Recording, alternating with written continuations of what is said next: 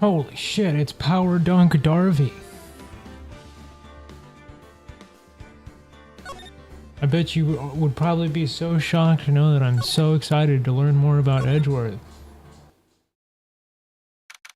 It must be just brand new news that Franky is overwhelmingly excited about Phoenix Wright again.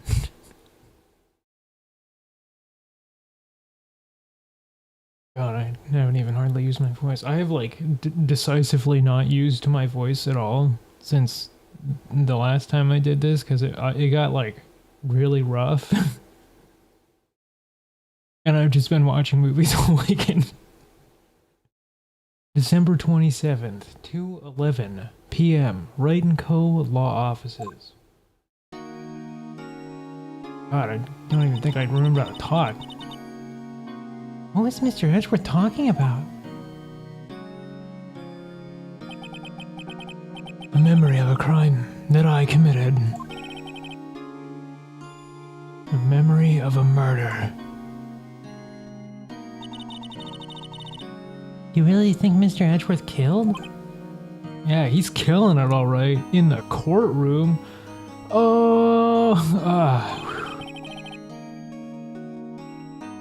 You factory reset your room? Or would you be like redecorating or something?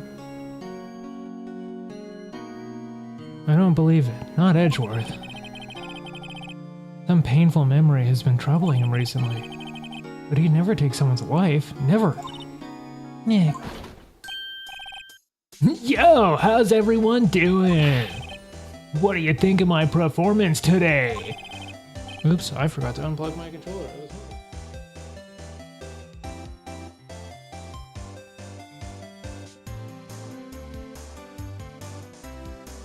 I had him swooning in the aisles, huh, Maya? Swooning? Me? Oh yes, I do remember feeling faint. Oh no. Right on, tell me the truth. It was like love at first sight, right? Right, Nick? Huh? Me? Well, maybe my heart skipped a beat or two. God, it's so fucking much.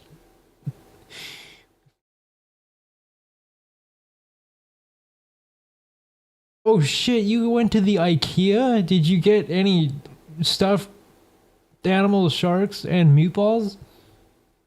Can you legally leave IKEA without one of those two items?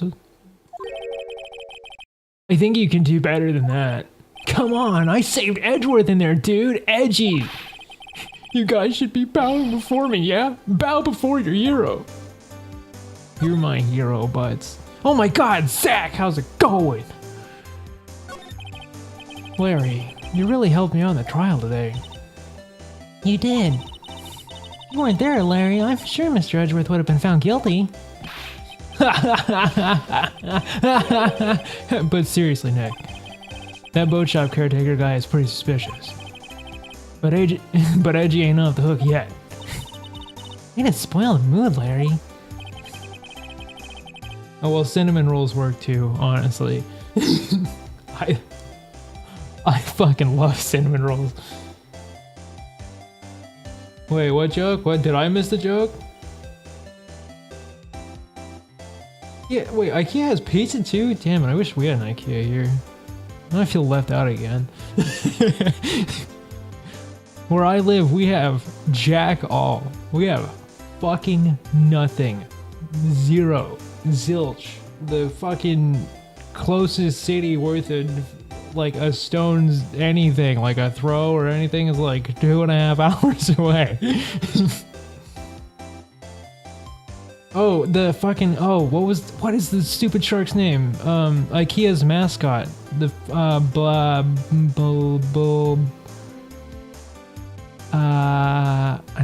think Kuro ended up getting 2 by accident. But I can't remember the name now. Wow, 30 minutes. Now I really feel left out. Man, we got fucking nothing here. I gotta get the fuck out of this place. Hey, I'm just some guy sitting in the audience, you know? But from where I'm sitting, Edgy seemed pretty, you know, edgy. I mean, can you really know he's telling the truth about that night? Nick. I don't know. But what I do know is, I'm going to believe in you two until the end. Us two.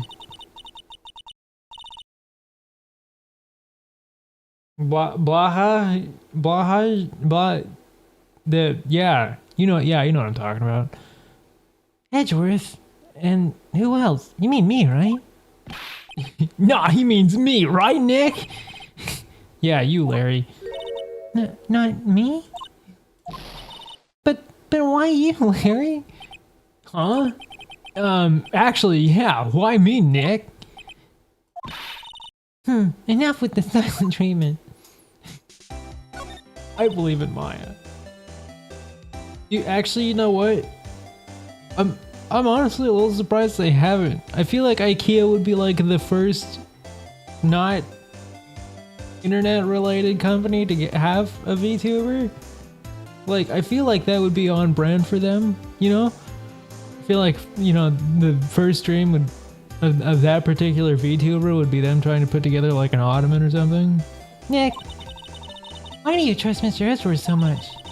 I mean, he's changed recently, true. But when we first met him, he was kind of a jerk, don't you think? You didn't know him back then. Back when he wanted to become a defense attorney. Wait. Was that when you two were classmates? Yes, in grade school. They saved me. Miles. And Larry. They saved me, and I'll never forget it. That's why I became a defense attorney, you know? What? Hey, Larry, what's he talking about? Huh? Yeah, sorry, I kind of forgot. Okay, Nick, out with it. I'm gonna hear the story today, and that's final. Okay. Oh my god, do we just get straight up lore from just talking to fucking Larry? Holy shit, we get the lore.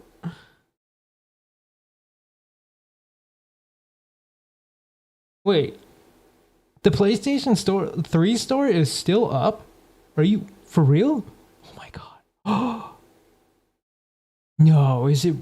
I can get the. If it's still up, I can get the original Armored Core and I can stream it. That would be so fucking sick. Kind of a long story, so hang in there. It was the very end of 3rd grade. I was on trial, a class trial. A class trial? God, I remember class trials. It was boring as hell. I didn't even get to kill anybody. You remember, Larry, spring, end of 3rd grade? A kid in our class got his lunch money stolen. Wait, was it like a real class trial? Lunch money? It was really small. Every month kids would bring in an envelope with money for lunch from home. Huh, I see. Oh my god, it is. Okay, alright. I know what I have to do. I know what I had to do. Thank you for this critical information, Charlie Darby. Anyway, this kid's envelope disappeared with $38 inside. I thought it said $300, and I was like, whoa, dude, how much is your school lunch? Oh yeah, now that you mention it, I do remember that. I can see why you'd forget, though. You were out of school that day. Anyway, the envelope had been stolen during PE class. I was coming down with a cold, so I skipped PE that day. I was the only one not in class. Oh my god, don't tell me, did Edgeworth defend him? Was Edgeworth his defense attorney? Bro, I'm gonna cry in like the first 20 minutes of this game. Or of starting the stream. I'm gonna have like emotions and feelings. It's gonna be Edgeworth that defended him. I'm gonna need someone to like hold me while I sob. Dude, I feel you, Zach. I almost got hung just for giving the testimony I was supposed to give, because I was like I don't even know. I wasn't a witness. But I knew what. I had something to do with the building. Like the whole trial was about a building exploding or something, and it was like a bowling alley. I think. I honestly can't really remember.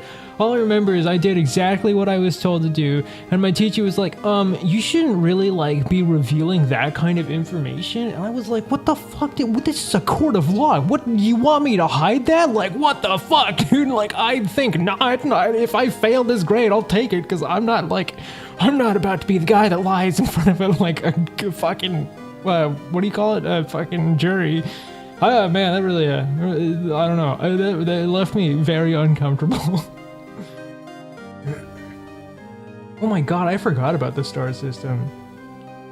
Oh my god, I probably have the star system. Maybe not, I don't know.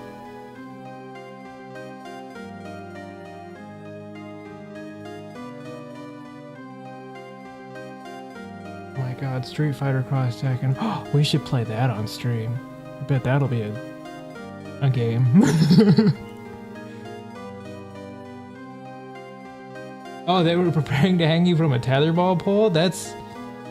I think that might be illegal. I think that might be against the actual law. I will defend you in court for that instance, even though it might be a little too late, but I'll do it.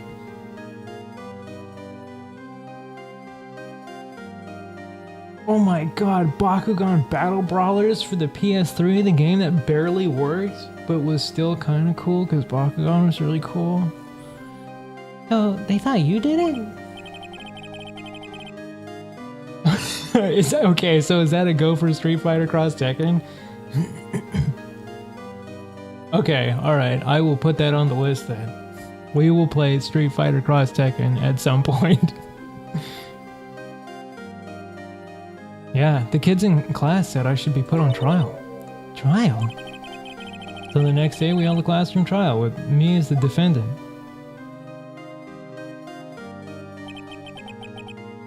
Wow, this is like a terrifying third grade class, dude. If I got put on trial in third grade, I'd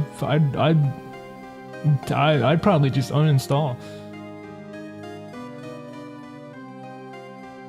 Yeah, if they like, if anybody meant anything they had in like class trials, we'd be up for war crimes. Like our whole generation would be up for war crimes. Actually, probably like the last 2 generations. Now that I think about it, I didn't do it. Guilty. He did it. Guilty. It was you. Kill him. Thief. Oh shit. Wait. Hang on. Whoa. Slow down. Hang on. You can't hide the truth. Tell us the truth. We're not gonna play with you anymore. Oh no, you'll not be allowed in the relay and give me back the 50 cents I loaned you? Holy shit, man, calm the fuck down. It's fucking 38 bucks. Now, Phoenix, you know you shouldn't steal people's money. It's not right. In the end, even the teacher thought I'd done it. Wow, thanks, Teach. Fucking exactly why I didn't like Teach. Go over and apologize, Phoenix. Oh my god, it's gonna be fucking EdgeLORE, isn't it? Oh my god, I'm not ready. I don't want to have these emotions. I don't like having emotions. Put them away. I'm gonna put them in the little box. Fucking chuck it into a volcano. I don't know what's happening. What was happening? I was so sad. I couldn't stop crying. Everyone was staring at me like I'd done it. I tried to apologize. I went to where the boy whose money had been stolen was sitting. That's when it happened. Oh my god, the first EdgeLORE objection. Well, because they're fucking third graders, dude. Third graders are evil. They're like maximum hardcore darkness. He shouldn't have to apologize. He's the only one that belongs, the only thing that belongs in this trial is evidence. Anything else has no place. You should all be ashamed. Amateurs. Miles? Oh my god, look at, oh my god, he's such, he looks like he's even got a little bit of Phoenix, oh my god, what? It was you who stole the money, wasn't, or it wasn't you who stole the money, was it? No, and you shouldn't apologize. Everyone's been shouting you did it, but no one has any proof.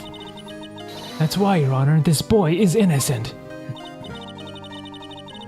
But Miles, it was your money that was stolen. What? Yeah, he did it. He's the one. We don't need proof. Oh my god. Whoa. Okay, this is a Why don't you all shut up? Oh my god, it's fucking Butts. This is always how it is. Everybody's ganging up and picking on one person. Just think how he feels. Said he didn't do it, so he didn't do it. You get like fucking kid Butts, the fucking like young, like 3rd grader, gives me like mad Ryuji vibes from like Persona 5. It feels like he'd grow up to be the same person. Very well. I will replace the money myself. This class trial is over. Was it the teacher? Scandalous. When do we get to do that trial? That'd be sick if that was actually like a trial you could do, is like proving Phoenix innocent. That's how it happened. After that, the 3 of us were the best friends. I don't know, have you seen Edgeworth? I feel like he's never been anything less than like an adult. He seems like one of those kind of people, you know? Wow, I had no idea. Yeah, I had no idea either. I mean, I forgot. That's when I learned what it meant to be alone. Totally alone, without a friend in the world. Did a good thing, Larry. Yeah, well... I was lucky that I took the day off from school. If I'd been there, they would have thought I'd done it. So I kind of took it personally, see?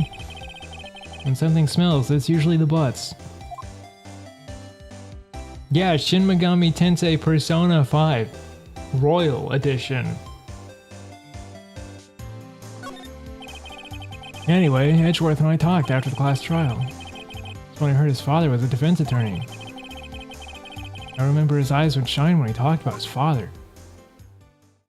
Wow. Wish my dad was cool.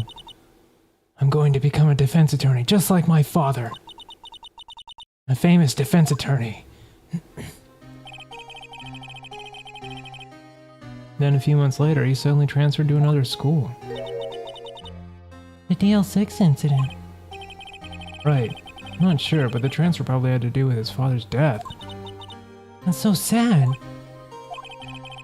It was several years later when I heard Edgeworth's name again. There was an article about him in the newspaper. The headline was something like, "Dark Suspicions of a Demon Attorney." Fabricating evidence, manipulating testimonies, covering up facts. The article said he'd do anything to get a guilty verdict. Anything. Even murder. Oh my god, maybe my voice isn't as repaired as I thought it was.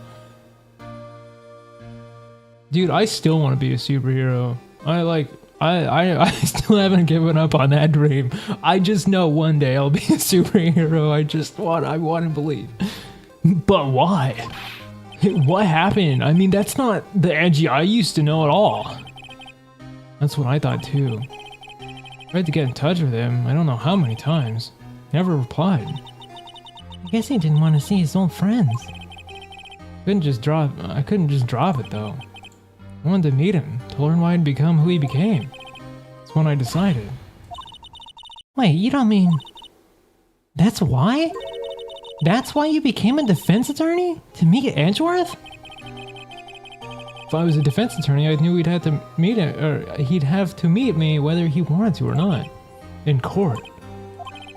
Edgeworth believed in me, and I believe in him. He's in pain, and no one's on his side. Oh no, I can feel the emotions.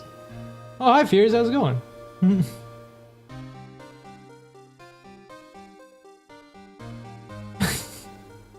Well, I do stream at those DJ hours when that's like the activity of choice for most people I would know at least. I'm the only one who knows the real Edgeworth. I'm the only one who can help him.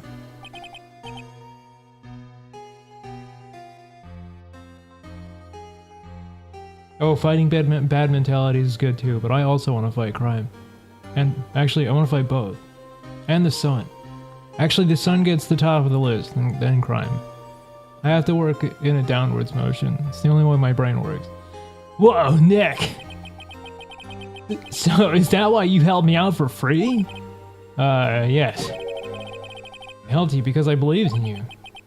Except I don't remember saying I'd do it for free. Oh, Nick! Nick! You know what's funny is fucking Larry actually reminds me of a dude I knew once named Nick. So I get like a little confused when they have like exchanges. Nick, we have to save Mr. Edgeworth if it's the last thing we do, okay? Right. May very well be. First, there's the rental boat shop caretaker. I need to find out who or what he is. I'd settle for who? I guess I can clean out some of this evidence I no longer need. Okay, let's go.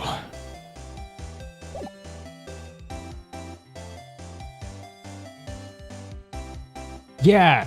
And to the sun. We can boot kick the sun too. I won't even see it coming. No, has anyone ever tried to boot kick the sun? Oh my god, we have to go check in on this guy, the guard. We like him. December 27th, the detention center, visitor's room.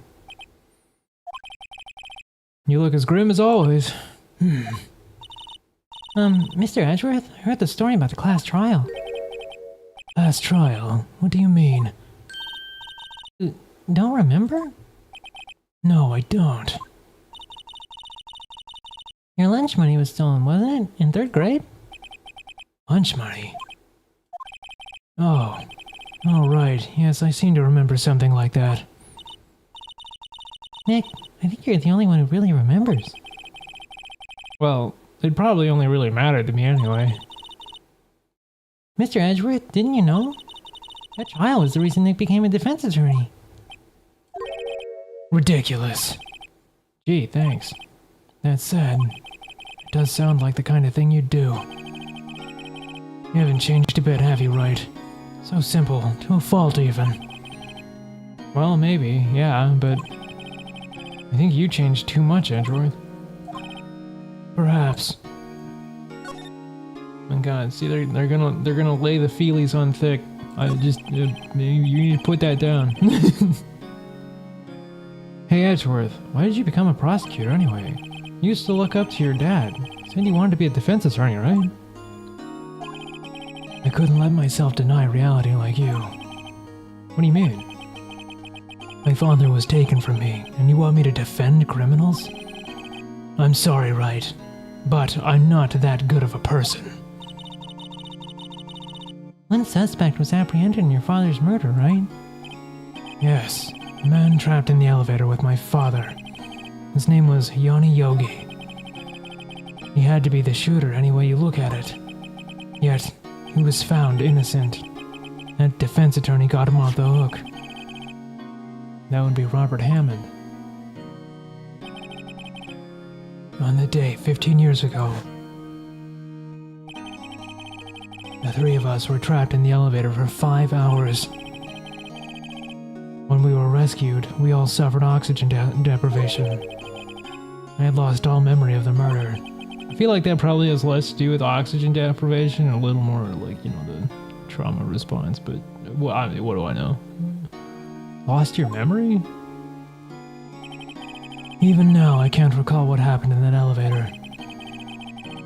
That was the crux of Yogi's attorney's argument in court. He claimed Yanni Yogi had been not of sound mind due to oxygen deprivation. Yeah, I thought he was too.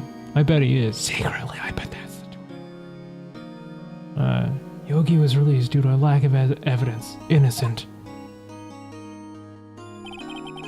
That's when I changed my mind. Started to hate defense attorneys. Well, at least he had like a valid reason. Like he didn't just have some like, you know what, I saw this fucking prosecuting attorney one day and I was like, whoa, I actually want to convict people, it'd be super cool. And like apparently like at least he has like a very valid reason. What's your relationship with Von Karma? He's my teacher and a man who deserves respect. I learned everything I know of courtroom techniques from him. So he's like my sister was to you, Nick. He is a perfectionist in all things. In court, in his personal life. He's obsessed with doing everything perfectly. Perfectly, huh? In all the cases he had taken on, none were left unsolved. And not one suspect was declared innocent. Ever. But that's... I know.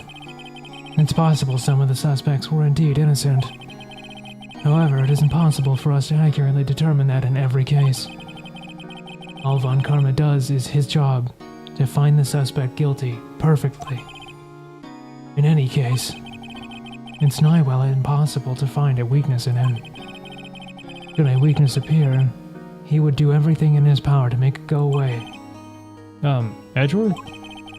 If what you're saying is true, you're headed for a guilty sentence tomorrow. He's right. Now's no time to praise the enemy, Mr. Edgeworth. It's a strange situation in which I find myself, I'll admit. No kidding. Wait, do we have any evidence left over? Oh, we do. What do we all still have? Oh, hey, should we show him the picture of the murder? And Nick, no. That's a photo of his father. Don't show him that. I mean, he might be able to... Never mind. Now probably isn't a good time to dredge up those memories. What is it? No, nothing. But what if he can glean something from that? I don't know. I feel like that could at least be helpful. Whatever. I feel like that definitely had potential to have, like, a lasting consequence. December 27th, Police Department, Criminal Affairs. Looks like Def Gumshoe hasn't gotten back yet. Gumshoe? He won't be coming back today. Oh, really? There was some guy he had to arrest by tomorrow. The boat shop caretaker. Shouted something about catching him if it's the last thing I do, pal. Good luck, Gumshoe. Okay, so, we clearly don't have to be in here then. Let's get the fuck out of here.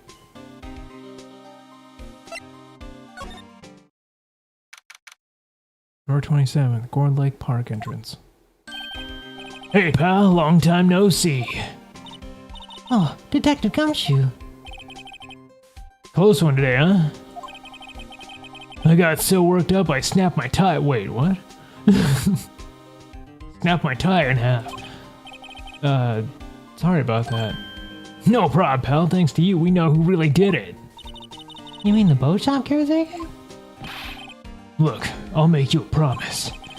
I'll have that scoundrel in my custody by trial tomorrow. Come what may, it's my duty to you as a police officer. Now I'm off to catch me a criminal. I mean, like, I wouldn't like casually cause PTSD, but like, don't you think he would probably want to know, given Edgeworth's personality? I feel like not showing him is a little crueler to Edgeworth specifically than not.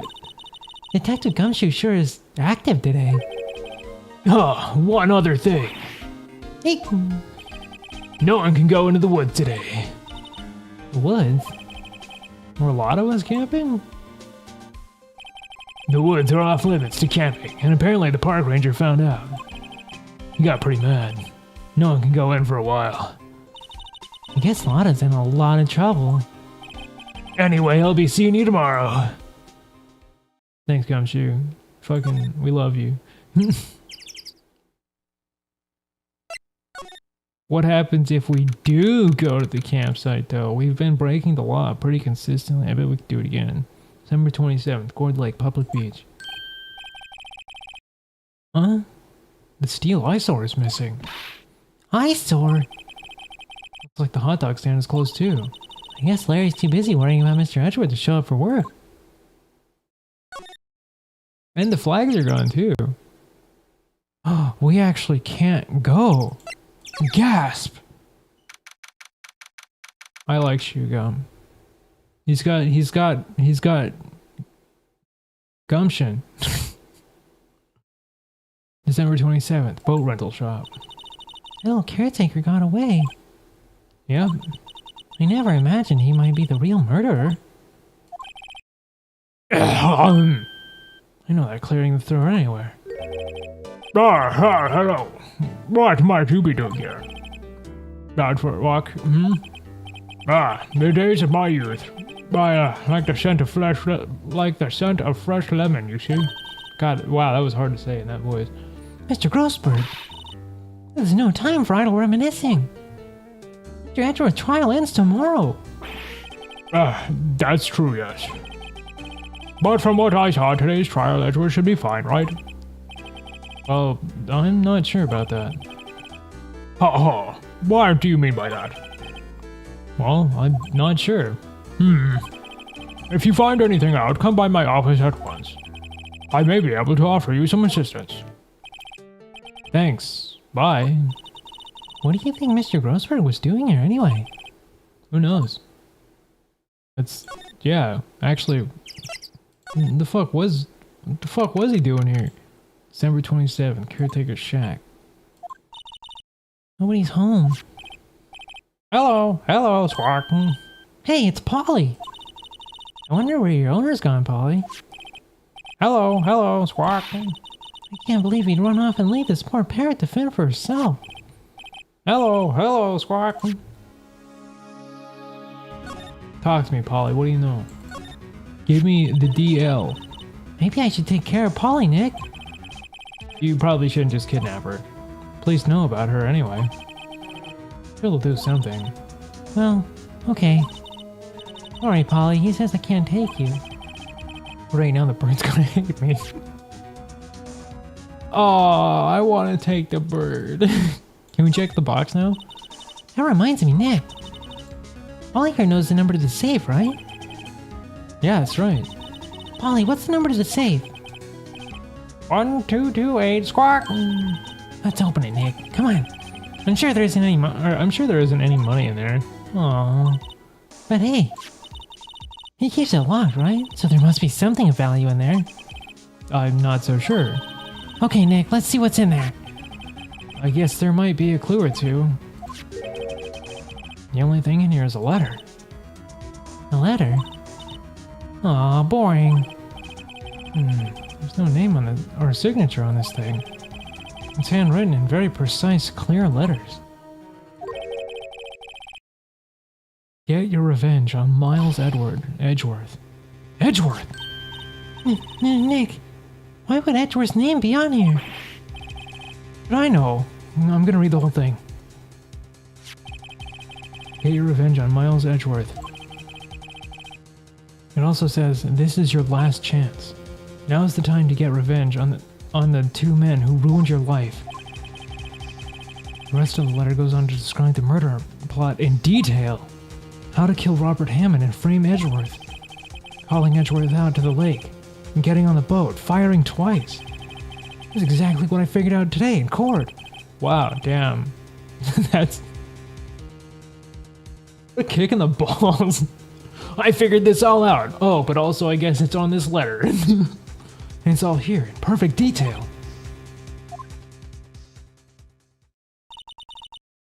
What do you think it means, Nick? I don't know, but it looks like these are instructions for the caretaker. When he killed Robert Hammond and called out Edgeworth, he was following instructions. And who can have written that letter? And what does it mean to get revenge on Miles Edgeworth? Look, I don't know, okay? But one thing's for certain. This letter is an amazing clue. Thanks, Polly. We could literally only do this because you were cool. What's wrong? Huh? Oh, never mind. What? Tell me. Just when I saw the TV, I just remembered. They're showing a Pink Princess special this week. Oh. See, that's why I didn't want to tell you. Oh my god, fucking... Like, every time Maya does something, I only relate to her harder. I know that feeling when I get excited about something and I'm like, holy shit, look at this, and everybody else is like, whatever, Frankie, shut the fuck up. No one cares. Everything's cold. Looks like he didn't turn his heater on. Guess he hasn't been back here since the trial. Doesn't look like he used the kitchen much. You're right. I guess the whole pasta restaurant thing was a lie. What? You thought he was telling you the truth? I mean, like, we can hope, right? You gonna learn anything? We're gonna learn anything about these fish? Say, Nick, don't people usually put pictures of fish up on a wall to boast about them? Yeah, I guess so. You mean pictures of the fish they caught, right? Right. But don't all fish on the wall here look really puny to you? Well, you know what they say. You should have seen the one that got away. But the one that got away from us was the caretaker, and we did see him. Why do I feel like we're having two different conversations here? Damn it. Fucking goddamn it, Maya.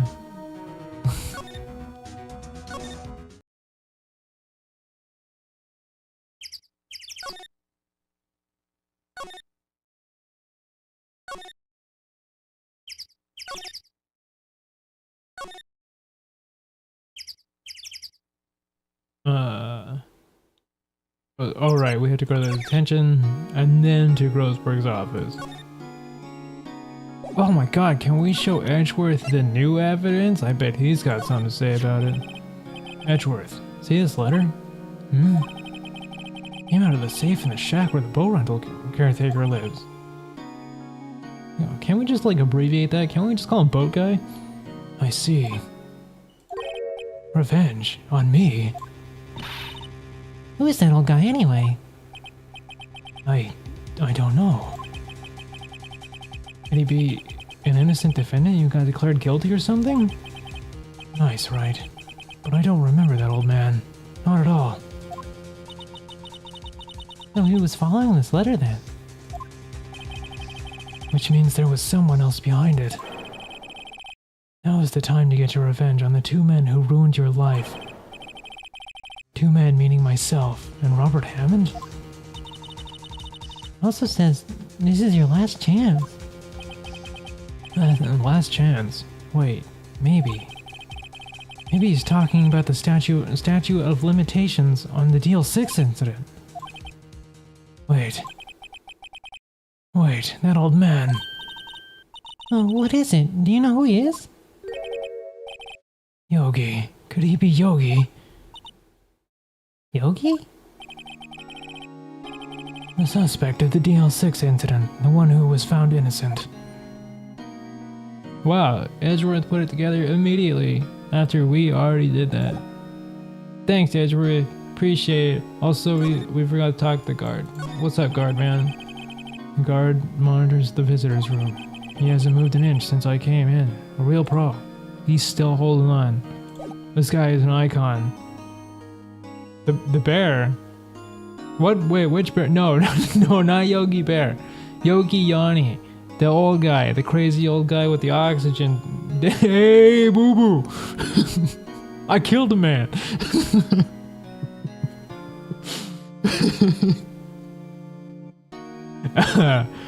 Sorry. December 27th, Grossberg Law Offices. He's out. Again. When does he work anyway? I don't know, don't be harsh. Just want to come back later. Didn't he say to come to him if we found anything and he was gonna help us and all that shit?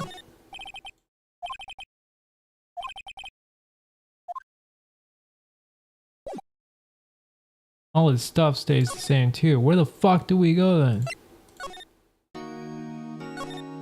It just occurred to me that he probably has something to say about Yanni.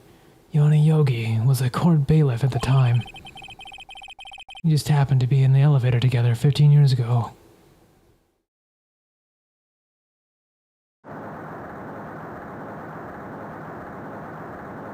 Oh my god, I forgot about the live action Yogi movie. Oh my, wow. I mean, I think the one thing I remember from it is at least they kept like the style of Yogi, you know? Like they didn't like try to like make it too hyper realistic. They at least like kept the character design, right? The quake was incredibly strong.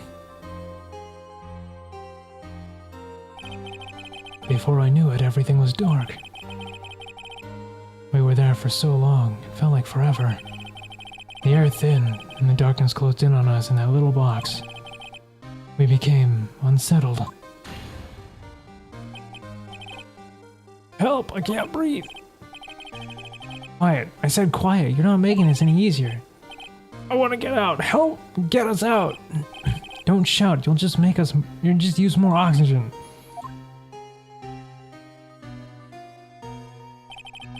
That's all I remember. I came to. I was in a hospital bed, staring up at the ceiling.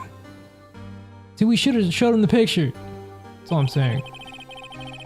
Court, Yanayogi's mental condition was called into question.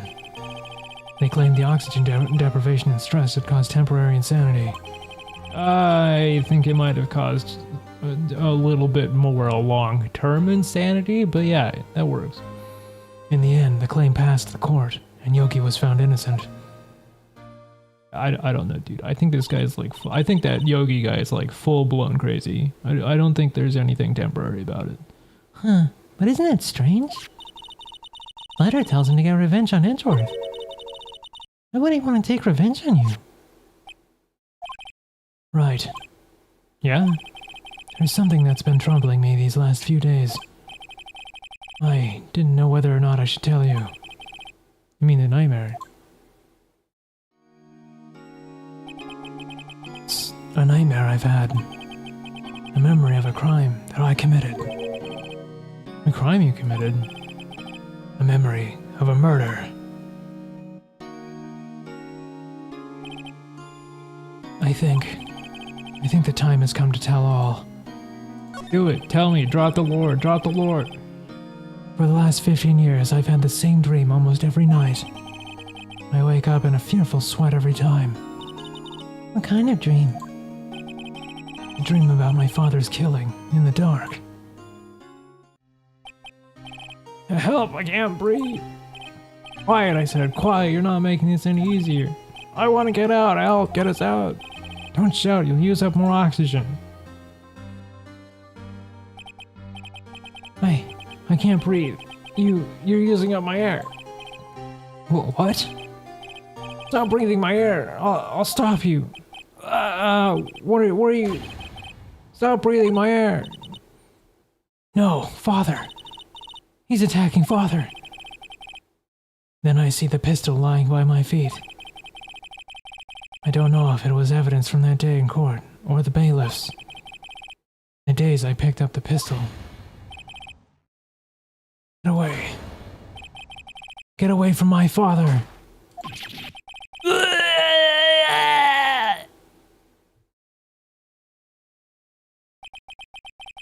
And with that scream, I wake. It was a bone-chilling scream. A scream that has rung in my ears for the past 15 years. But, that's just a dream, right? Right? That thought is the only thing that has kept me sane for the last 15 years. But what if I'm wrong? What if it is real? They say that sometimes people shout out memories in self-defense. Maybe it was I who killed my father. What?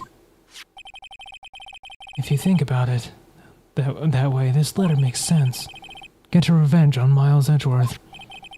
Think about it. Yogi was really innocent. That's why he wanted revenge against me. Wait, Edgeworth, you mean... It was me. I was the true criminal of DL6.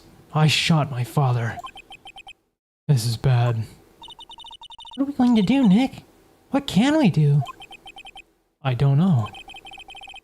I don't think there's anything we can do, like it or not. If there's someone else who knows a lot about the DL6 incident, maybe. There is, Nick! There is someone else who knows about the DL6 incident. Oh, yay, now we can go talk to, Grossberg. December 27th, Grossberg Law Offices. Mr. Grossberg! Ah, hello there. What's wrong? You look troubled. No kidding. I can't believe you're not. My. Just calm down and tell me what happened, hmm? It's Mr. Edgeworth. He...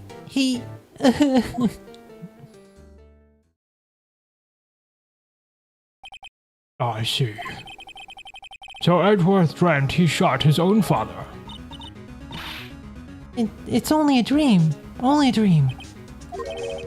I wonder. What? If that's the case, why do you two look so troubled, Well, I mean, I feel like I'd be, disturbed anyway. That's a pretty troubling information, regardless of if it was real or not. Hi, Ninja, how's it going? Also consider this. Yogi quite certainly holds a deep grudge against Miles Edgeworth. So deep he'd want to frame him for murder. Leads me to surmise that Mr. Edgeworth's dream was not a dream, it was real. As you imagine. Miles Edgeworth threw the pistol to save his father. The pistol fired, and the deed was done. That's not murder, that's manslaughter. That's two very different things. No. I don't believe it. Yogi was suspected of the murder, and his career as a bailiff was irrevocably wrecked. Thus he sought revenge on Miles Edgeworth.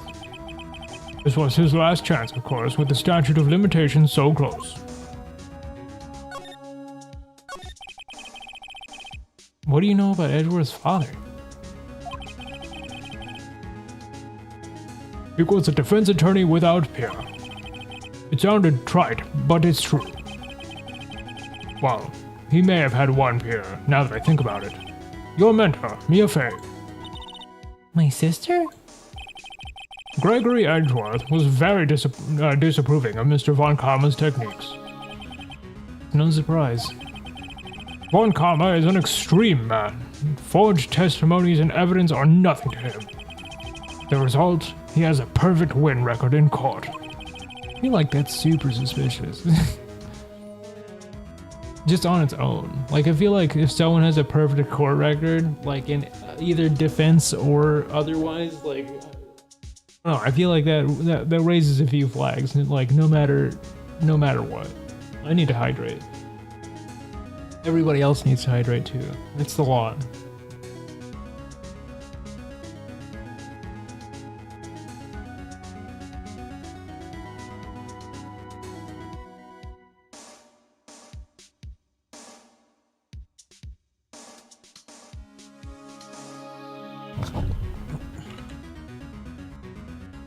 As I ram my fucking elbow into the mic.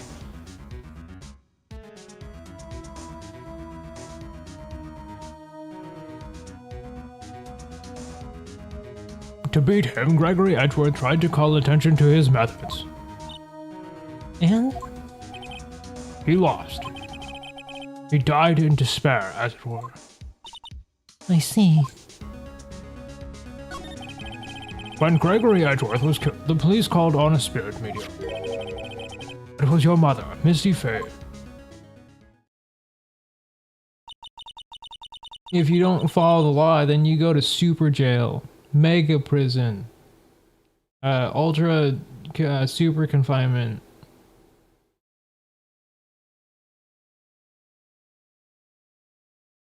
Well, they probably checked this stuff, but he probably also just, like, won in court when they did it. They probably, like, pulled him in and were like, Von Karma, you were doing dirty deeds. And he was probably just like, objection, and pretty much told everybody, fuck off. I mean, you've seen how he acts in court. I am Gregory Edgeworth. I have been killed. The one who shot me was the bailiff, Yanni Yogi. Yet Yogi was found innocent. That's when my mother left us. Everyone called her a fraud. That's right, everybody thought she was, you see. Yet, now that I think about it, it seems that the one who lied was Gregory Edgeworth's ghost. Gregory Edgeworth must have known who shot him. I don't believe it. You're saying he falsified his testimony? That Edgeworth's dad lied to protect his son? Yeah, see, so you better hydrate, or you're going straight to ultra maximum super security mega confinement. I'm gonna put you in the extra fridge. It's the only a possibility, mind you, but a possibility nonetheless. We need to show him this letter too. Oh, so this is the letter. It does seem that Yogi was following this letter when he killed Hammond. But why kill Robert Hammond? Hammond was a skilled defense attorney, but he defended clients not for their sake, but his own. Huh? His own sake? He never trusted his clients, that one. The only thing he trusted was his own ability. But he got his client found innocent, so why should it matter? Actually, my dear, it's quite different. He won the innocent verdict for no one but himself. Yogi was a free man, but socially he was ruined. Huh? You'll understand soon enough. Wait, what is it? Oh, what is it? This letter. I've seen this handwriting somewhere before, a long time ago. Whose handwriting was this? Do you have any idea who wrote this? Karma? Yogi. Karma. Yogi? Maybe it was Yanni Yogi? Yanni Yogi? You claim he wrote himself this letter, then followed his own instructions? Well, considering his memory, maybe. Oh yeah, I guess that would be what happened. Perhaps you think Mr. Yogi has a split personality, hmm? I think that's definitely a possibility, yes. I mean, have you seen that guy? He's crazy. No, I think not. I do know this Yogi in any case. There's no way I would recognize his handwriting.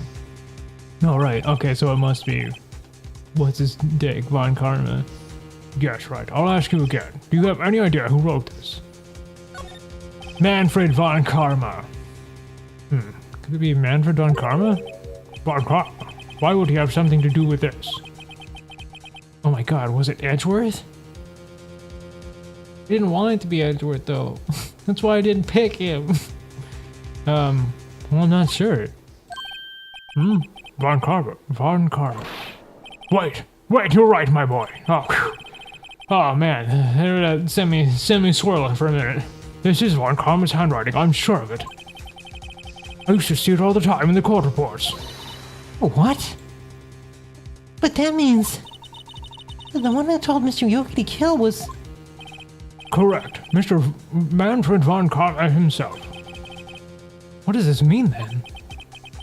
Why would von Karma want to frame Edgeworth? Ridiculous. That's a good question. We could follow up on that. If it was truly von Karma who wrote this letter, then he would know the truth. He would know that Miles Edgeworth had accidentally killed his own father. He'll say as much in tomorrow in court, I should think.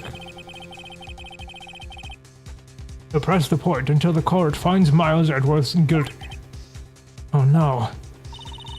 But how could von Karma know about Mr. Edgeworth's past? Like that. God damn, fuck. Even Mr. Edgeworth thought it was just a nightmare. That I do not know. Yet I do know that von Karma is both persistent and a perfectionist. He may be seeking to satisfy a grudge against Gregory Edgeworth by hurting his son. Jealousy? I don't know. I think part of me just wants to think, I know there's definitely like a motive, but like part of me wants to think it's just because he's super evil. Because he seems like comically evil. What do you mean? It was 15 years ago. Von Karma met Gregory Edgeworth in court, and von Karma did win. But he didn't make it through the trial unscarred. Oh. He's upset because he almost beat him in a court case. He's a petty bitch. What happened in the trial between Edgeworth's dad and von Karma? Von Karma got the guilty verdict he wanted. He won the trial. But Gregory Edgeworth accused von Karma of faulty evidence. Oh, so Edgeworth's dad is how they knew about the falsified evidence. Oh.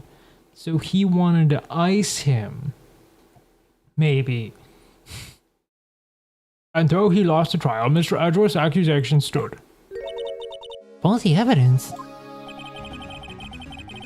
It was the only penalty Von Karma has ever received in his career as a prosecutor. Gary Edgeworth dealt a blow to his perfect trial record. Wow. It must have been quite a shock for Von Karma.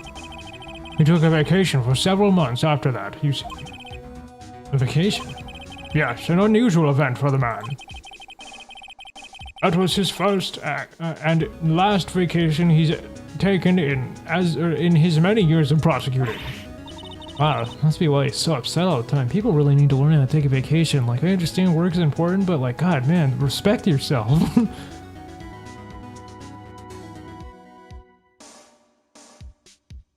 Whoa, gee, oh my God, Charlie Garvey. Speaking of taking a vacation, you need to take a vacation. Really? He doesn't take vacations? Like, go to the sea or to the mountains? Don't tell me he's never been to Europe. You must have strange ideas about vacations, Maya. In any case, that was the only time he took a vacation from work. I believe the penalty upset him quite a lot. Odd. If you wanted to keep a perfect record so badly, why would he take such a long vacation? What do we do, Nick? Von Karman's going to bring up the DL6. You can bet on it. What if Mr. Edgeworth pleads guilty to DL6? I won't let him. Yes, Mr. Wright. I hate to say this, but even accidental murder is murder, you know. I know that. I just believe in Edgeworth's innocence. Can't believe he'd kill someone. But Nick, Mr. Edgeworth admits it himself. His father must have lied to protect him from beyond the grave. I don't care. I know he's not guilty. Mr. Wright, if you say so, I suppose I could go check again. The police files might hold something of interest. Mr. Grossberg, thank you. I can't promise anything. In fact, I think the chances of finding something are slim. I understand.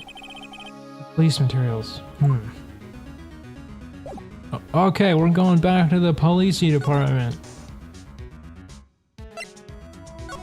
Or the detention center first. Can you talk to Edgeworth again? No, fine, whatever. Criminal affairs. December 27th, Police Department, Criminal Affairs. Hardly anyone here. Everyone must be out looking for the old guy, Yogi. Ah, it's you! I don't think Gumshoe will be coming back today. Staying out late looking for someone. Sounds like Detective Gumshoe is pounding the pavement for real. We were wondering if we'd check out the records room again. Well, now I can't have just anyone wandering around in there. But I guess Mr. Von Karma is in there now anyway. Oh shit. You can go in as long as he's in there. Von Karma? Yeah, he just arrived actually. Von Karma's in the records room. Nick, let's hurry. Oh shit. I don't want to go in there. He's gonna fucking kill us, dude. He's gonna stab us in the dark alley. He's gonna create a dark alley in the records room just to stab us. I can feel it. December 27th, Police Department, Records Room. Dusty as always. We were only here just yesterday. I'm sure they just haven't had time to clean. Wrong, Nick. Nothing. I was just noticing that he isn't there, or he isn't here. Von Karma. Yeah. I mean, like, worms to the hell. Did he crawl into the vents? Is he venting? Is he sus?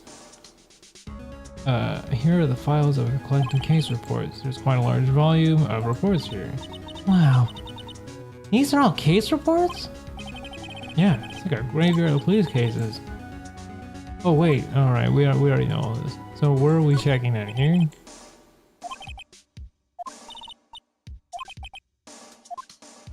And we've already seen that. Case file back then, true, forgotten case writing my mind. Get out of here, all it does getting me. Okay, we've seen that too then.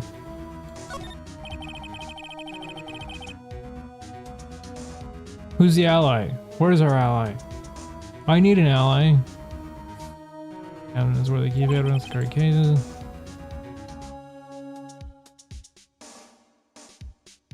Oh, you mean alley? Like a dark alley? I know how to read. Actually, I don't know how to read. I mean, I do. It's just not very good. But I definitely could still use an ally, actually. Most of it just looks like random junk. What do you think this clothespin is for? Okay, so... Aren't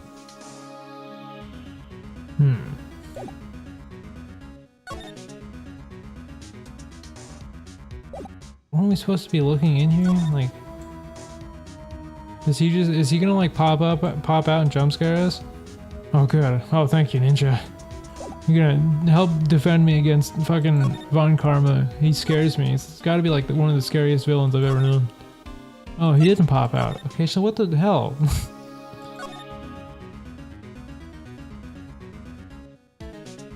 There's gotta be something we didn't quite properly investigate or something?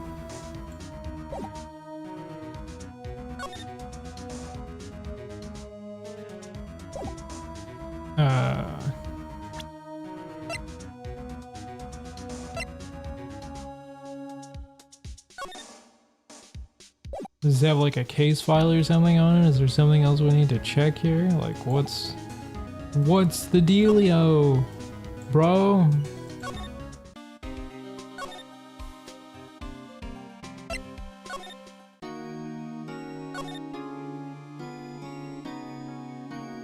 Oh my god, yeah. Like he may be an attorney, but there's no way he can defend against a punch.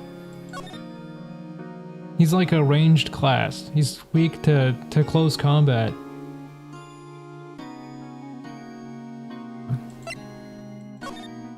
Like, they did actually want us to go into the records room, right? Like, am I crazy? Am I losing my fucking marbles here? Like, is there something on the floor? Like, what the fuck? Gosh darn heck. Yeah, there is like nothing else to examine here.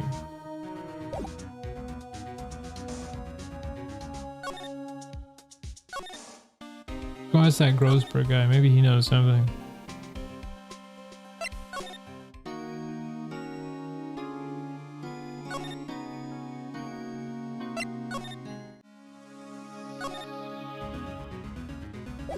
He does not know anything. Milk and a cookie? God, oh, damn, that actually sounds really good.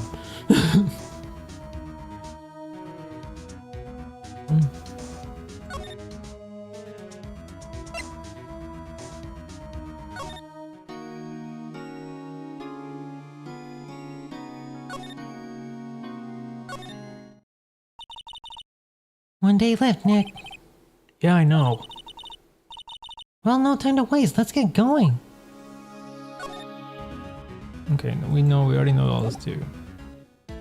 Kinda just hoping that... Huh. Now I'm a whole entire confused.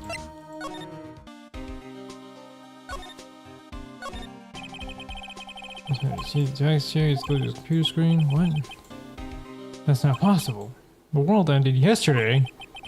Must be reading predictions for the future on someone's homepage. I don't know how I feel about this police chief.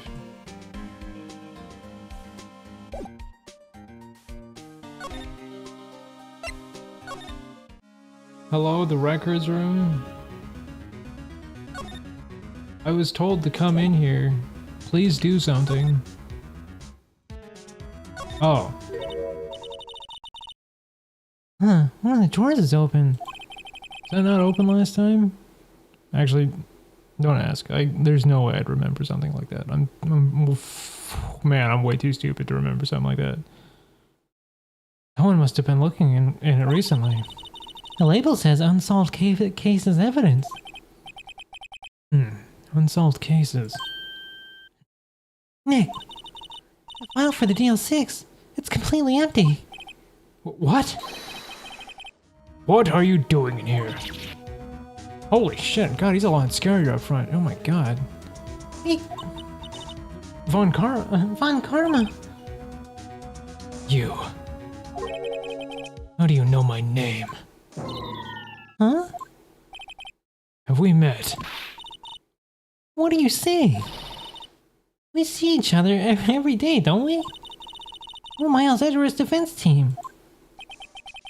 Defense team? I beg your pardon. You see, I rarely remember defense attorneys. They're like bugs to me, needless things to be crushed. You can see how this guy was Edgeworth's mentor. Oh god, do we actually have to talk to him? Ew, gross. Get him away. Meatloaf punch! Yeah, take that fucking karma. Speaking of karma, I'm gonna fucking meatloaf punch to the face, you meanie. You jerk. You fucking... old? Got him. Tomorrow will be the last day of this trial. It's been a while since I've had a defense attorney last this long. Still, you will lose in the end. Miles Edgeworth will admit his own guilt. His guilt of 15 years ago, you mean? You're quite the researcher. If you've done your homework so well, then certainly you must understand. You know what Miles Edgeworth will tell the court tomorrow. We were right. Von Karma is going to bring out the DL6 in court tomorrow. Mr. Edgeworth is your student, right? A romanticist who still can't shed that veneer of amateurism. Just like his father, always second-rate. Mr. Von Karma, you had an axe to grind with Mr. Gregory Edgeworth, didn't you? Me? A grudge against a mere defense attorney? Why? Because he dealt a blow to your otherwise perfect trial record. So you did. But what I don't get is, why did you take his son under your wing afterwards? Son of your most bitter rival. Well, that's probably why. He was probably like, well, if I can't get revenge on him, then I'll just fucking corrupt his son. Super easy. Classic villainy. The son of your... Okay, man. That, my dear attorney, is none of your business. Do we dare show him any evidence? Do we show him the letter? Do we just be like, hey, I know this was you. Mr. Von Karma, have a look at this. This was you, wasn't it? You instructed Yanni Yogi to commit murder. With the fire. Yeah, dude, we roasted him. Cooked him alive. Yanni Yogi. How many years has it been since I've heard him called by that name? He's a fool. I told him to burn it after he read it. Oh, shit. Whoa, I actually was not expecting that. So you admit it? You wrote Mr. Yogi this letter? Yes, my dear defense attorney. Thank you for taking the trouble to bring it to me. You saved me from a lot of needless hassle. What? Nick, what is that thing? What the hell? A stun? He's got a fucking taser, man. A stun gun for self-defense, usually. Indeed. 600,000. Wow. Okay, that's a lot. I actually don't know if you can fit that many volts into a standardized taser.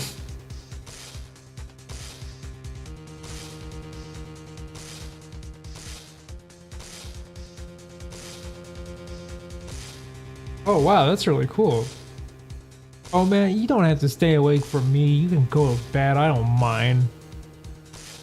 Sleep is important. As much as I don't do it as much as I should. I say that, but I at least try. I'm a huge advocate for proper sleep. It helps to stay mentally sharp. Face tank 6,000 volts? Ninja, that will recook your meatloaf. 600,000. Oh, don't worry. People don't die from it usually. Bro, 600,000 volts fuck, man. I don't know, man. 600. That's like, that is like a comically large amount of voltage. Like, my power supply for my computer is like 1,000 volts. Something like that. Actually, no. 850, 900? But like, that's a lot of voltage. Give me the letter. No. No! What are you? Nick, run! Ah! Oh my god, he fucking tased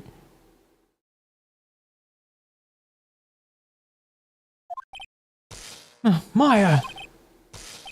Oh my god. Wah!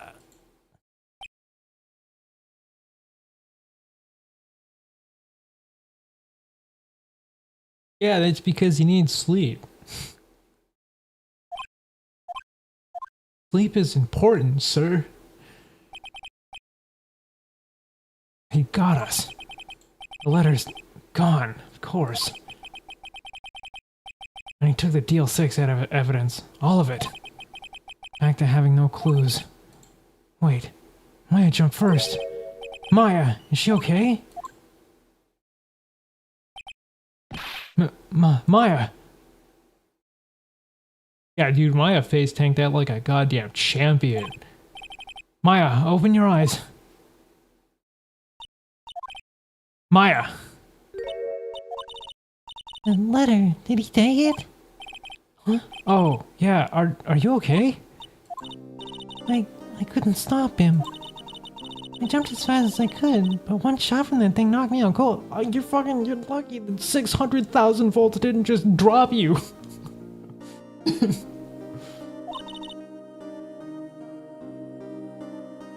Oh yeah, dude, fucking the two best choices for fucking fast food breakfast in my opinion are Wendy's and the Jack in the Box. That's so incredibly based.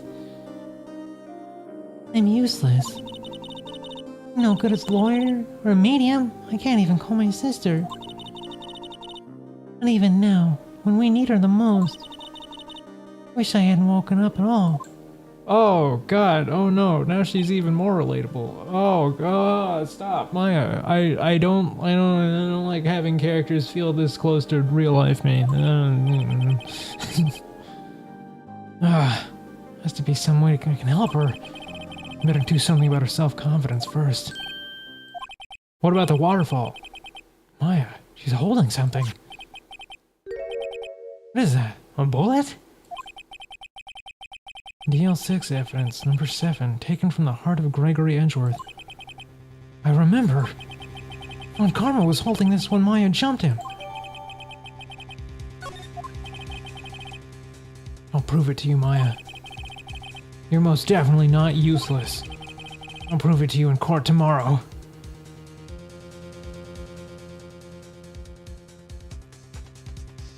Oh wait, if she got like jumped like a car with 600,000 volts, like is she gonna be able to like help us in court? I'm gonna hydrate again. I can still feel my voice being all rough. I don't like this.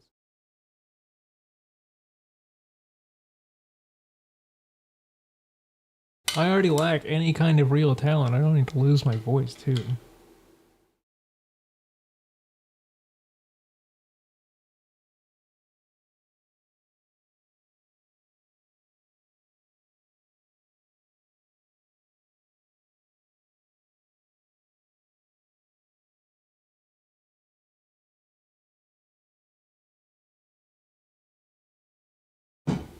See, my favorite breakfast from Jack in the Box is their ultimate breakfast sandwich. That's like legitimately one of the best like fast food breakfast sandwiches I've ever had.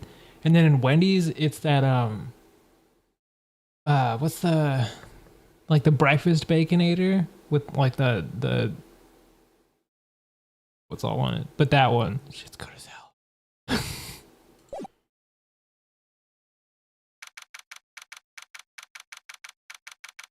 November 28th, 9:51 a.m. District Court, Defendant Lobby Number 2. This is it. Judgment Day. Today, things are going to get settled at last. A lot of things. Whoa! Big idea. Sorry, Nick. You only touched your shoulder. I guess the shock hasn't worn off from my running with the stun gun yesterday. She's still carrying that much voltage in her body? She must be actually invincible. Anyhow, today's the last day of trial. Good luck, Nick. Yeah, thanks, Maya. Edgeworth is looking glum as always. Hope Von Karma doesn't push him too hard. Oh, whoa! What are you doing? Sorry, I'm sorry. I just thought I'd cheer you up in the pat on the back. Maya, maybe you should go outside and discharge. Right, good idea. Try not to electrocute anyone on your way out.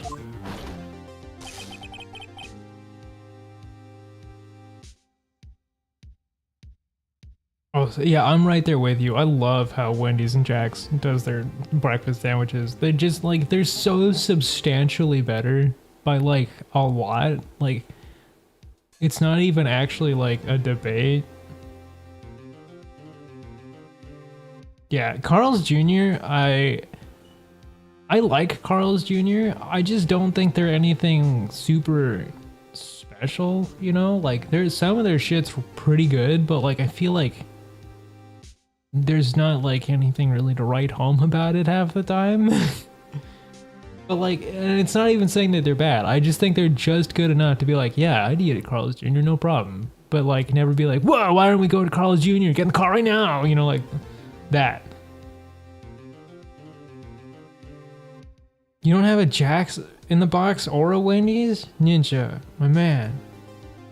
I'm gonna get you on a plane. Somehow, some way. I'm gonna take you to Wendy's and Jack in the Box. Specifically, it's somewhere around like 5 in the morning, because I think that's when their food's the best for breakfast. Actually, I don't know if Wendy's does it that early, but I know Jack's does for various reasons. Whoa, yeah, pal. This must be Butts, right? Oh no, it's Gumshoe. What's gotten into that girl? That Gumshoe. Morning, Mr. Edgeworth. Good morning. How did it go, detective? Oh, that was Phoenix. Have no fear, as promised, I've captured our runaway caretaker. Just brought him in, took all night, pal. Thanks, Detective Gumshoe, you must be tired. Actually, after all that shock I got on the way in, I feel pretty good. Yogi says he's forgotten his own name. But that has to be a lie. So Maya shocked him too? Well, at least McDonald's has like stuff on the menu that's good. Like if I had to go to McDonald's, like if someone said, oh my god, all we have is a McDonald's, like at least they have the spicy McChicken and like really good. They had the McGriddle. That's like one of my other favorite breakfast items.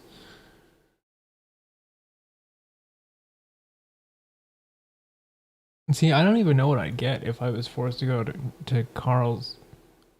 I like their chicken nuggets, like the Star Shed chicken nuggets. Those are pretty good. But also, like the... Can't even think of what the names of the burgers are. They had like that chili pepper burger. That was actually pretty tasty. I did like that one.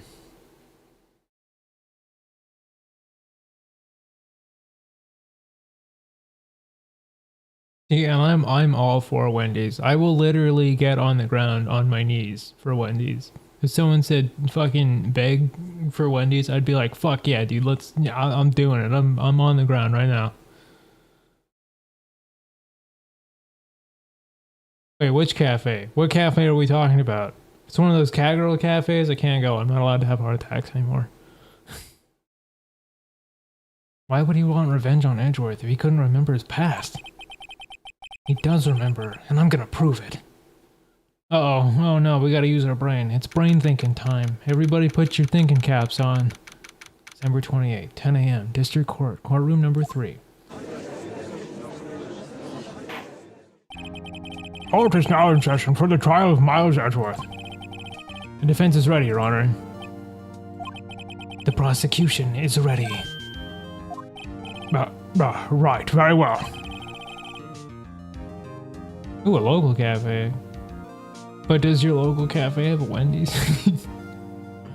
We have reached the final day of proceedings in this trial. I ask the prosecution to submit decisive evidence. Understood. Come on, don't be awed into silence by every little thing he says. Very well. Mr. Von Karma, your opening statement. Right. Thanks to Detective Gumshoe's efforts, the boat rental shop's caretaker has been arrested. In yesterday's trial, the defense asserted that the caretaker was the murderer. However, the caretaker has yet to confirm this. I would like to ask the defense to cross-examine him as much as necessary. Whoa. Okay, that actually is kind of weird. Oh, ooh, good milkshake. But is the milkshake as good as a Frosty?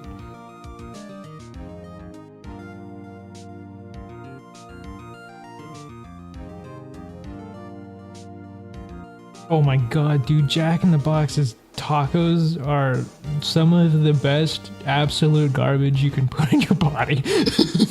But if you haven't had the sourdough Jack yet, you absolutely have to have the sourdough Jack. It fucking slaps. It is unquestionably delicious.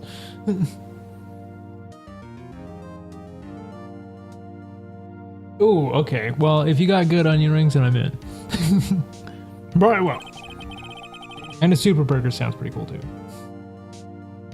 I'm really picky. Well, okay, I shouldn't say I'm picky about my burgers, but I really do prefer a burger when it's done like really well. Because I've had some like really trash burgers in my life. Some that have made me like violently ill. So maybe I'm not picky. I might just be a bit cautious now that I think about it. Dude, yeah, the two tacos are fucking phenomenal. I hate myself every time I eat them, but also I'll never stop. Please bring the witness into the courtroom. Oh god, I forgot his voice. Ladies and gentlemen of the court, I believe you all remember our witness. He lives in a boat rental shop on the lake from where he witnessed the incident. In addition, he has currently lost the memory of his name and identity. Witness, why did you run away yesterday? The witness was not running away, as he will now testify. I see. No, see, that's the thing is I love super rare burgers. Like, if I have a chance to eat something raw, you better fucking believe I will. I don't know what was wrong with the burgers I've had in the past.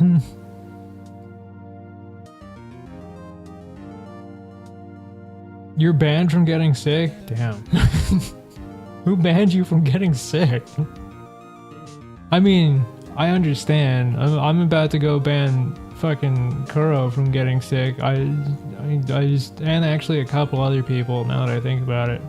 Kuro's at the top of the list currently though.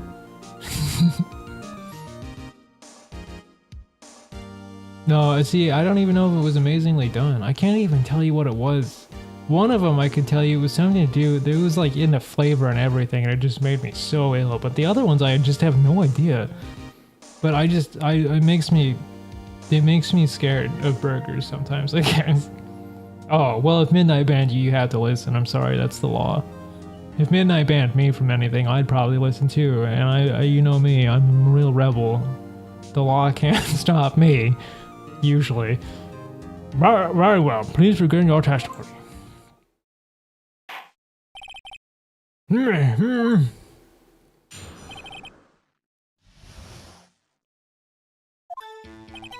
I'm really sorry about just leaving yesterday like that. I did. But I wasn't running away or nothing. I went to buy some food for Polly, see? I figured I got nothing to do with this incident anyhow.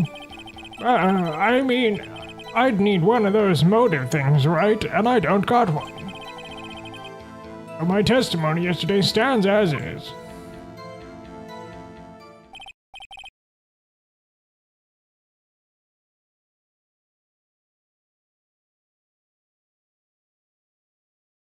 Oh yes, Franky Bagman. The icon, the legend, the kaiju. Very well. Let's begin the cross-examination, shall we? He has to know his name. Yoni Yogi. You're Yanni Yogi, and I'm gonna prove it.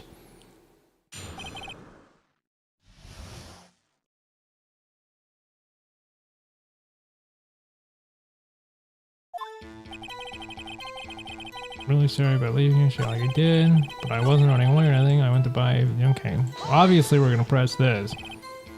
Food. Well, Polly is a bit of a gourmand, you see. She only eats these high-quality bird pellets from France. Speaking of Francis, They only have them in the big pet shop downtown. but you weren't arrested until this morning. Why didn't you go back to the caretaker's shack? Well, I kinda got lost, you see. The witness has trouble remembering things sometimes. When the police apprehended him, he was on his way back to the shack. Yeah, right. Nice try, Von Karma. No one's gonna believe that. I see. So he was lost. Please, Your Honor, come to your senses. Well, your honor's kind of old too. Like Mr. Judgment over here, you know. And so anyhow, yes you do.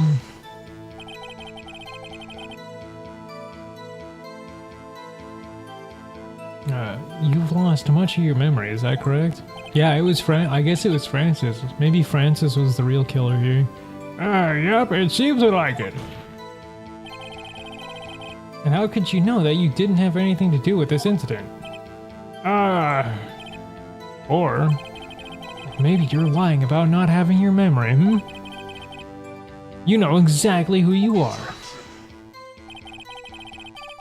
The witness has testified quite clearly that he has no memory of who he is. If you claim he's lying, then show the court proof. How am I supposed to prove what's going on in that old codger's head? It's impossible. I'm glad you've come to your senses, Mr. Wright. Very well, witness, please continue.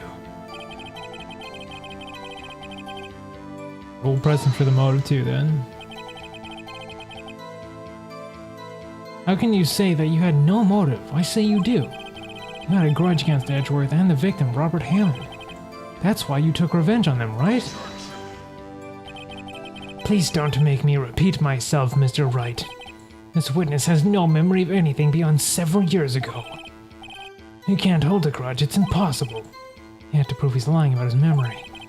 Otherwise, it's going to be the same thing over and over until the trial ends. might I say something, Mr. Wright? Yes, Your Honor? You've been saying the same thing now over and over. You've been calling the witness' memory of the past, or lack thereof, into question. But does this really have anything to do with the current case? Of course, Your Honor. The witness has said he has nothing to do with this case and no motive. Both of these statements are lies. Order, order! Mr. Wright, there is a serious problem with your claim. Or are you saying you know who this witness is? Of course, Your Honor. Now this is interesting. I would like to know myself. So who is he? Don't play dumb, Von Karma. Mr. Wright, please tell us this witness's name. His name is Yanni Yogi, a former court bailiff. Yogi? That name seems familiar. Oh, Yanni Yogi, from the GL6 incident. I guess the judge would have heard of it. It was such a famous case. But what does this mean?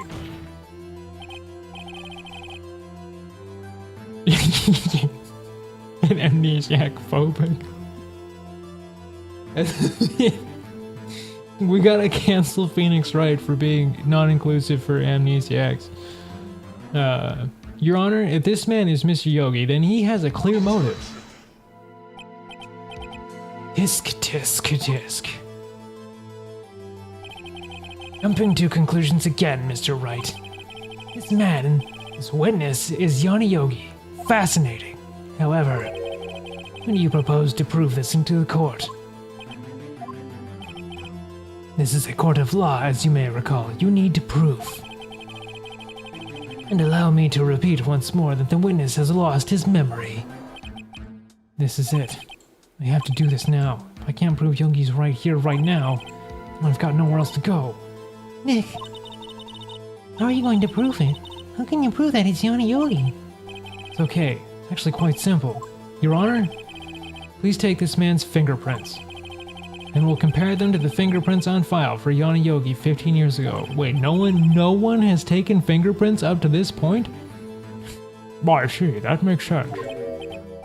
Tisk, tisk, tisk. Huh? I'm so very, very sorry, Mr. Wright. Why? The witness has no fingerprints. What? What? No fingerprints? What, do you burn them off? You slice them off. You see, before I worked as a caretaker, I worked in a chemical plant. I burned my fingers working with it. Did you notice how he remembered that he worked in a chemical plant before he was a bailiff? Huh, that's a bit fishy, don't you think? What? Yogi, you sneak. You burned your fingerprints off to hide your past. But that's still like a point. Even if he's making it up, he's claiming that he remembers something before he knows that he has memory of. Well, if the witness has no fingerprints, I guess we will not be able to prove his identity. What about his dental records? No. Tisk, tisk, tisk. Well, what will you do now, Mr. Wright?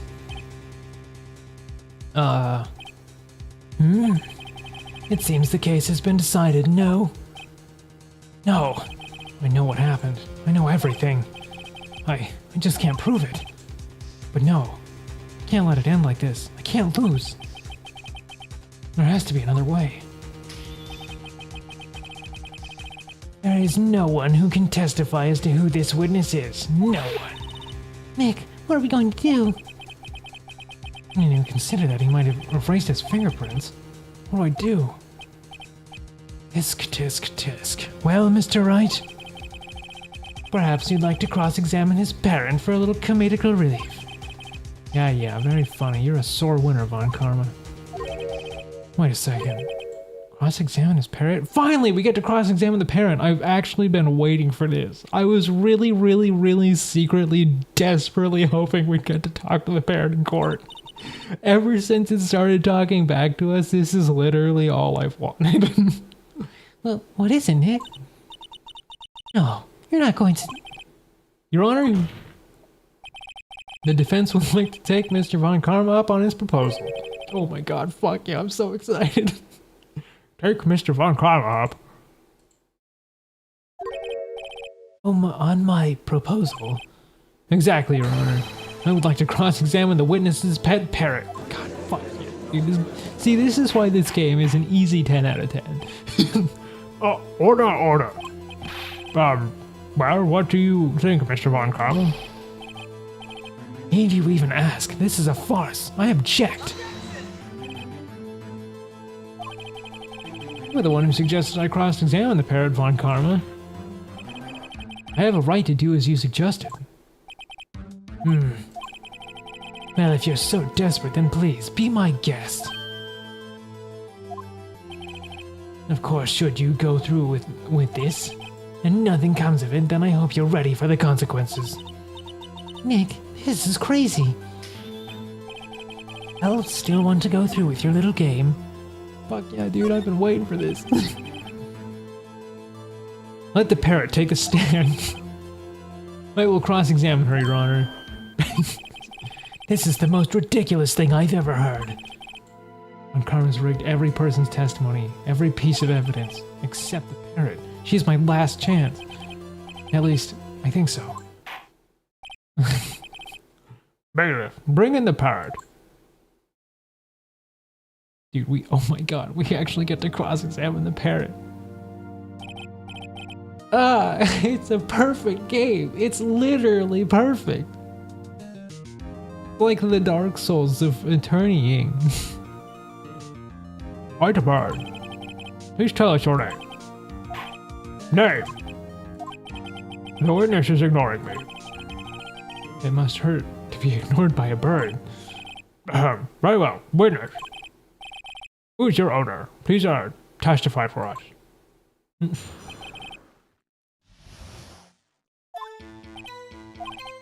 Hello, Squawk.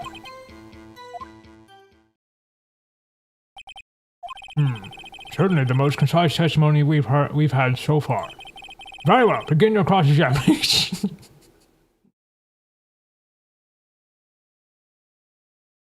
Oh my god, I love this game so much. I'm sorry. I'm just it's too good. Right. What are you going to do, Nick? I don't know. What do we do, Maya?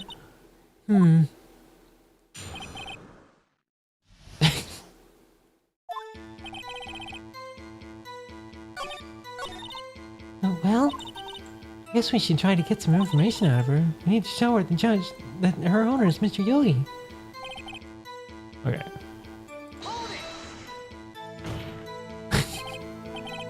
Witness, you can't just say hello and expect us to get anywhere. I want you to testify. Maya, you talk to her. Right, what do I say? What's this thing over there? You tell her the name first. Maybe I should get her to say her name. Polly, what's your name? Polly, Squawk. Mr. Wright, I think we've established that this parrot's name is Polly. Does this have anything to do with her owner's identity? Yes. Yes, it does. Ah, fascinating. You claim that the parrot's name will prove our owner's identity. Then show us this proof. Nick, don't you think you're taking the bluffing a little too far? Listen, we're not here to answer the question of who is the caretaker. We're here to prove that he is Yanni Yogi. And we have to, and all we have to do is tie the name Polly to Yogi. Oh shit, oh my god, it actually was relevant. I thought I was bullshitting my way through that. That's why I'm the ace attorney, bitch. Your Honor, the proof that the parent's name reveals the caretaker's identity is... the proof that the parent's name... shit, I wasn't...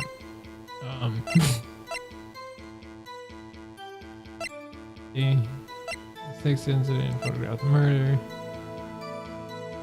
Clear ballistic markings.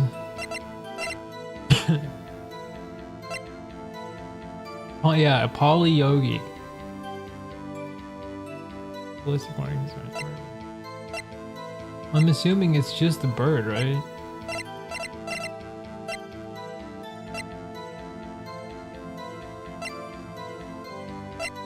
I mean, it has to be. There's nothing else that even makes sense. Mr. Wright, I had hoped you had learned this by now. Making random guesses here is a waste of court time. Oh, wrong again. That is all. Please continue your testimony. Oh shit, was it?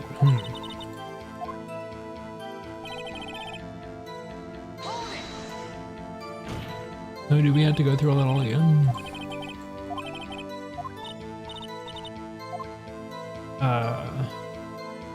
Have we forgotten something? As I recall, 2 days ago. Polly, have we forgotten something? Squawk! Don't forget the DL6. Squawk! Oh, I did forget about that. Whoops. I can get Polly to say that here. That will prove the caretaker had something to do with DL6. Polly, have we forgotten something? Hello. Polly, don't betray us. That's not what you're supposed to say. Forgot. Something we forgot. Hello, Spark. Oh, it's not working, Nick. She won't say it. This is ridiculous. Why won't she say it? Sk-tisk. Something the matter, Mr. Wright? Wait. Don't tell me Von Carmack's spanking this. He couldn't have retrained the parrot, could he? Or not to respond when we asked if we'd forgotten anything?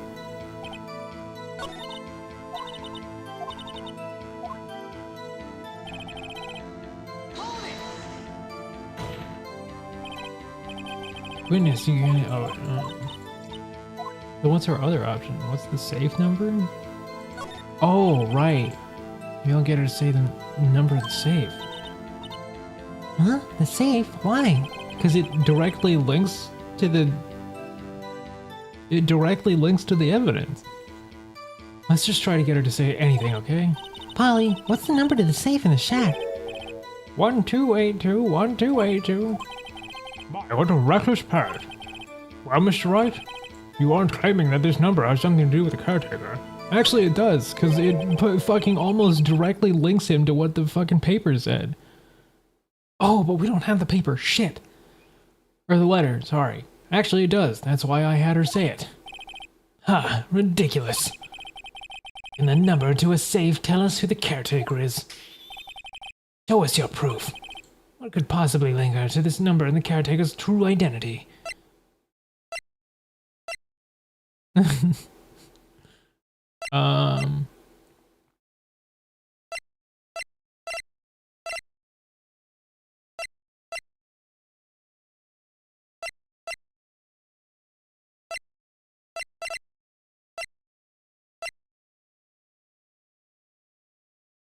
Is it the DL6 incident? Or...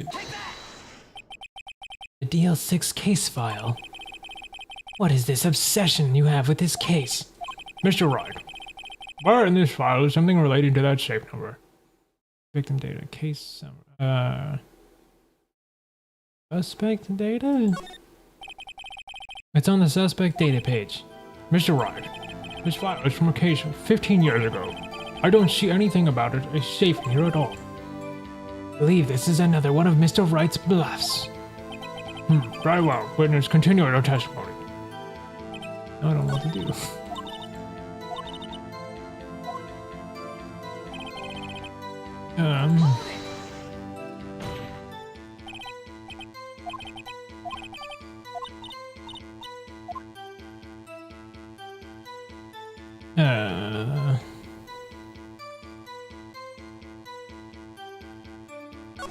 Quote the name again. Maybe there was something we missed here.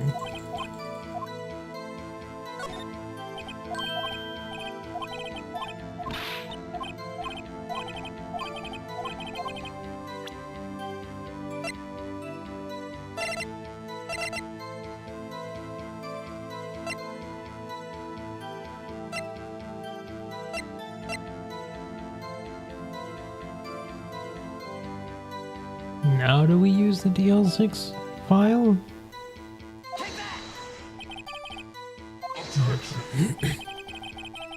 Quite a large file you have there. Which page is that proof on then? Oh, this is where we say suspect data, right? Show us, so stop wasting our time.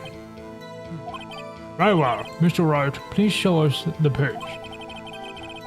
Oh god, my voice is already failing. Where in this file is the information connected to the parrot's name? Suspect data. No, suspect data page. Oh my god, whew. I am a genius. I'm just kidding, that's not true. I suck. See how long that took me to get there? I'm lucky we weren't like losing life over that. We'd already be dead. This page has all the information about Yanni Yogi. Right after he was arrested, his fiancée committed suicide, see? Oh, that's so dark. Indeed it does say that, yes. What was the fiancée's name? Oh my god, was the fiancée Polly? Polly Jenkins. Polly. Exactly, Your Honor. He wanted to remember the name of his fiancée who had committed suicide. Why, he named his parrot after her. I see. I guess that is possible. Bah, a mere coincidence, that's all. My granddaughter has a dog she calls Phoenix. Well, Mr. Phoenix Wright, does this make you my granddaughter's fiancé? Only 7 years old. Indeed. Alone, it is a little weak for evidence in a murder trial. We would need some other corroborating evidence. Where am I gonna find that? Nick, we're getting closer. One more. If we can just get one more piece of evidence. Right, but what? Very well, witness. You may continue. Well? Oh shit.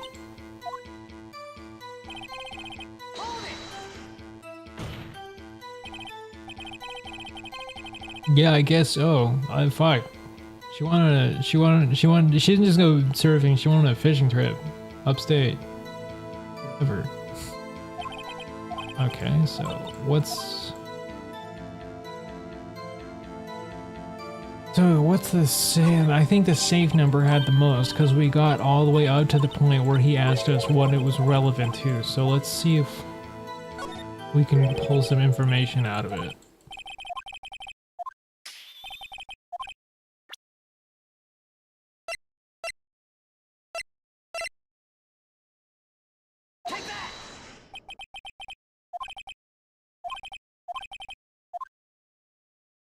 Victim data? Let's try victim data. On the victim data page, Mr. Wright, this file is okay, so. Very well. Okay, so that wasn't it.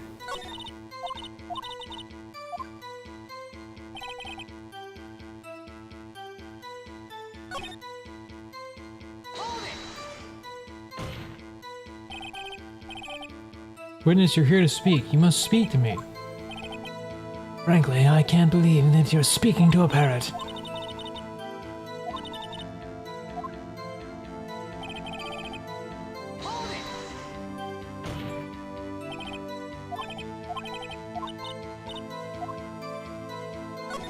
Okay, we'll try the other case thing.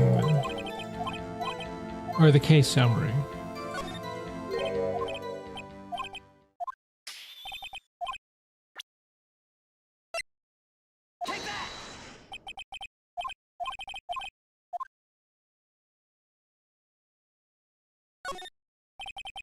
It's on the case summary page. The case summary?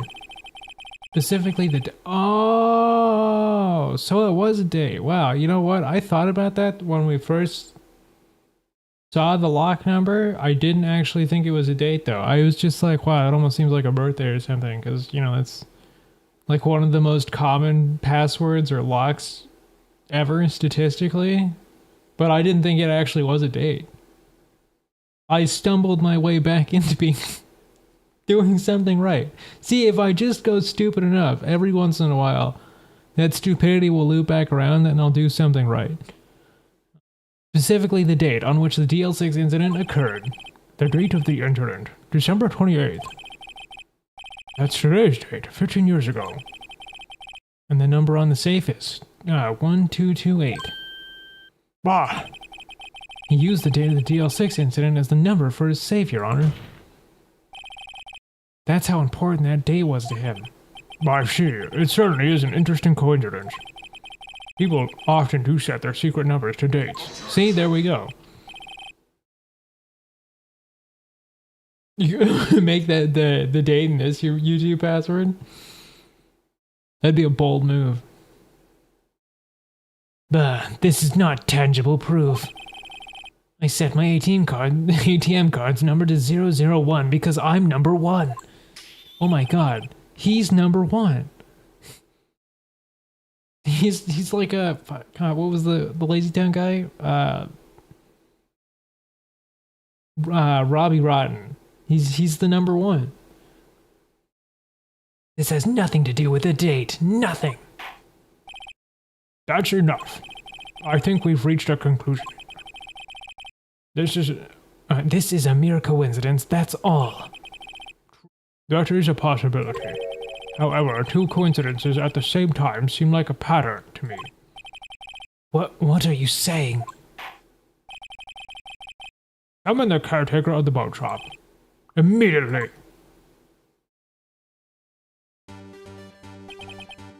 Witness, tell us your name. Wait. This witness, he doesn't remember. No, it's okay. Holy shit. I've accomplished what I wanted to do. I'm done. Nick, he looks totally different. This is the real Yogi, I think. Finally. He's been acting feeble to hide his true identity. For 15 years. Well, let me ask you again. Please state your name for the court. My name is Yanni Yogi.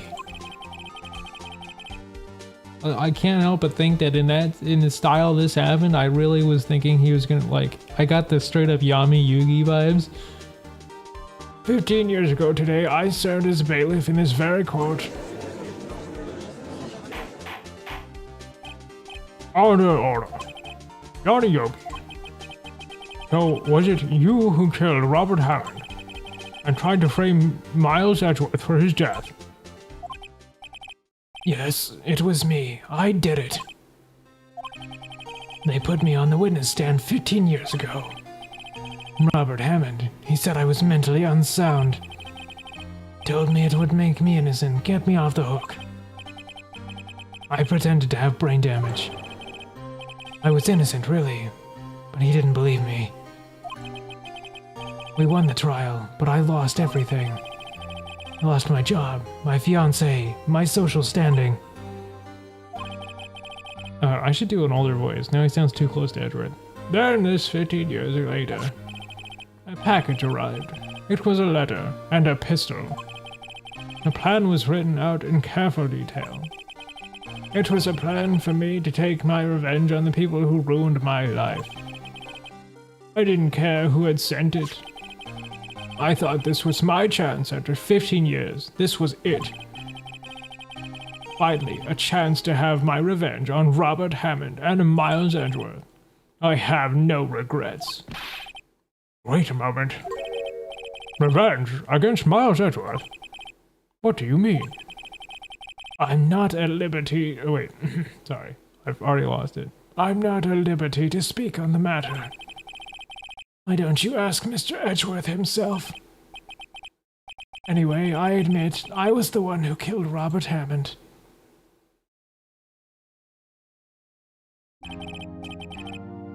Ron Kramer, is this Mr. Yogi?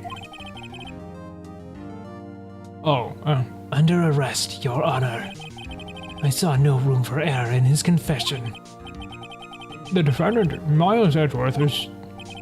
Innocent, in this case at least.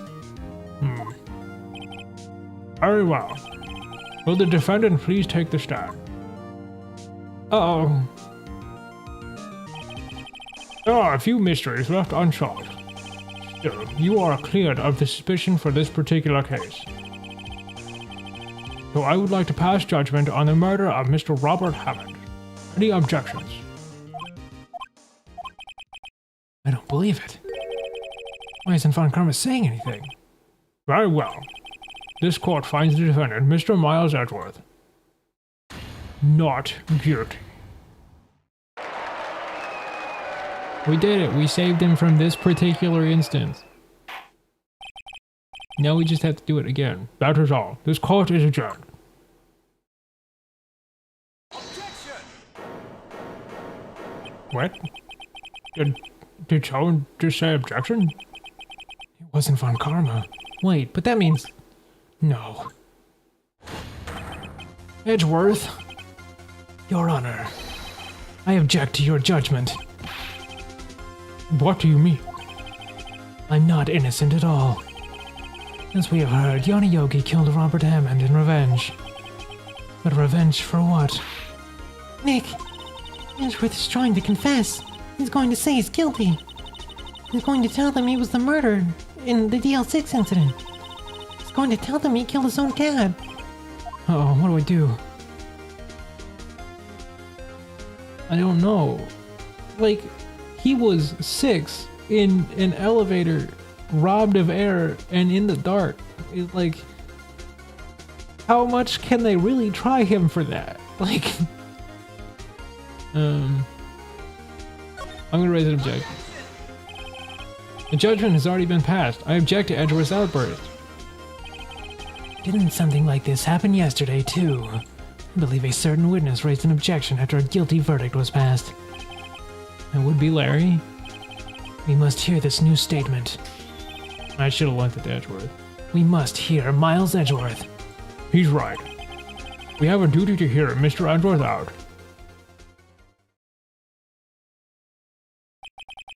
For 15 years, I have a recurring dream. A nightmare. It's only a nightmare, that's what I told myself. But now I know it wasn't a dream. Yanni Yogi wasn't the killer. You mean, in the incident where your father died? In the distance of the shot, it wasn't suicide either. Everything was clear as day. Murderer. The criminal in the DL6 incident. It was me. Your Honor, I confess my guilt. I was guilty for the DL6, the statute of limitations which ends today. The culprit is me. Order, order. This is certainly unexpected. The defendant declared innocent is confessing to a different crime. A crime for which the statute of limitation runs out today. I'm not really sure how I should deal with this. It's obvious. We hold a trial right here, right now. We tried this man for a crime of 15 years ago.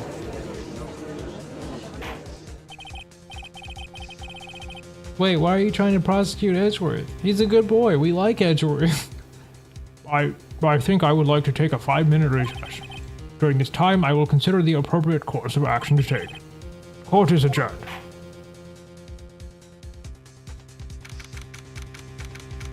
Number 28, 2:24 p.m. District Court, Defendant Lobby Number 2. I'm sorry, Wright.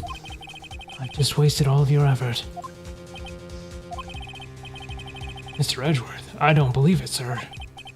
I mean, you kill your dad? I didn't want to believe it myself, Detective.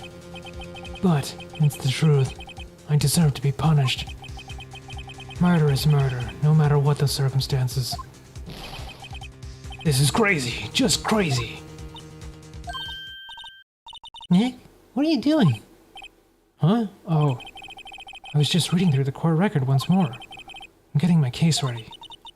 Case? For what? Huh? Isn't it obvious? I'm gonna prove that Miles Edgeworth is innocent. What are you talking about, pal? He's just admitted to it. He confessed that he did it, in court.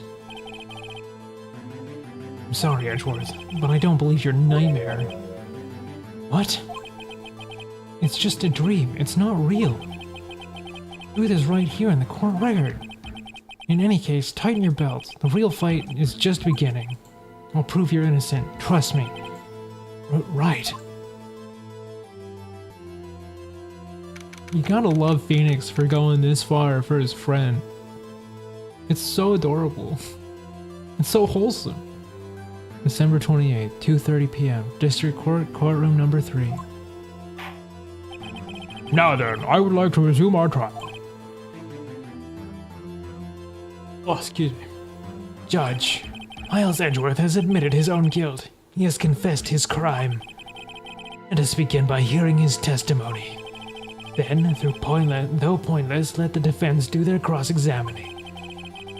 Statute of limitations on the DL6 runs out today. Though it is unconventional for me, I'd like to run this one by the book. I see. Wow, he even admitted to not doing it by the book. What a dick. I see. Does the defense have any objections? No, Your Honor. Von Karma, you knew this was going to happen from the very beginning, didn't you? Very well. Will Miles Edgeworth please take the stand?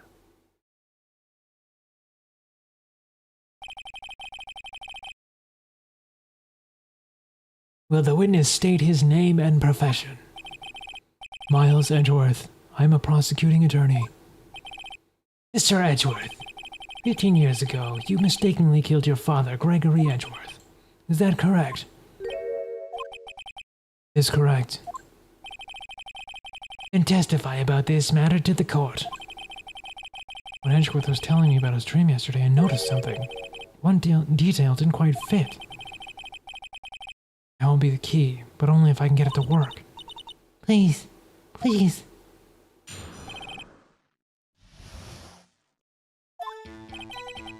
That day, I had gone to the courtroom to observe one of my father's trials. As we went to leave, an earthquake struck, trapping us in the elevator. My father and Mr. Yogi lost their composure and began to argue. Just then, something heavy fell at my feet. I picked it up and threw it at Mr. Yogi. I wanted to stop them fighting. A moment later, there was a single gunshot, then a scream. It was a terrible scream. I remember it to this day. That's all. But it was dark. And he said a moment later, which wouldn't add up to a misfire because a misfire would have been instantaneous. And until now, you thought this memory was a dream. We were stuck in the elevator for 5 hours. Oxygen in the elevator ran out, and I lost my memory of the event. The same claim Mr. Yogi has made. Very well. Mr. Wright, your cross-examination, please. Yes, Your Honor.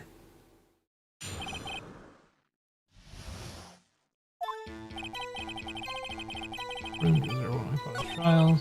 I went to leave the earthquake struck, trapping us in the elevator. Version began to argue. There are just a few certain things that I want to press that I don't think are going to be super relevant, and also I need more water.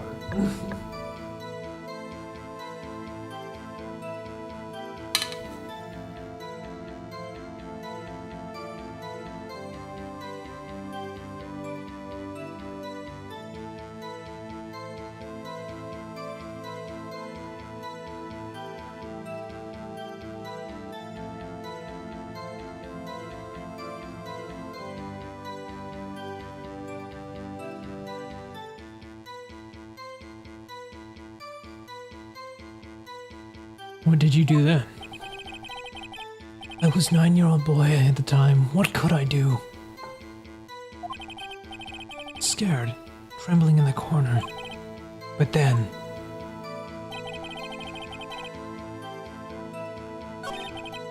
Get up and threw it at Mr. You.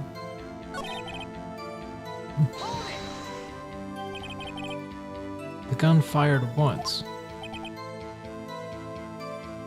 Yes. Excuse me, Jesus Christ. I think after I threw it, I lost consciousness. Then they've echoed in my head every day.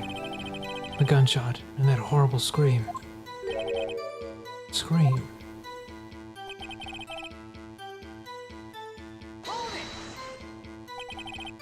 To this day. Yes, I can practically hear it now. Doubt I will ever forget that scream as long as I live. There it is. One part of the testimony clearly contradicts the evidence. I don't know what it means. Better find out quick.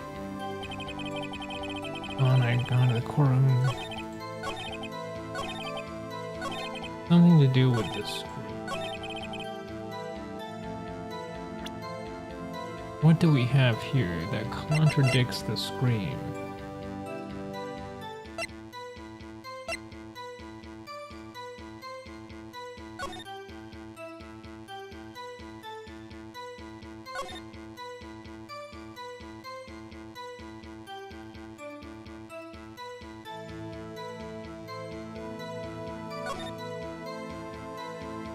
Wait, the bullet was fired twice. Or the weapon was fired twice. Elevator. Memory loss due to ice.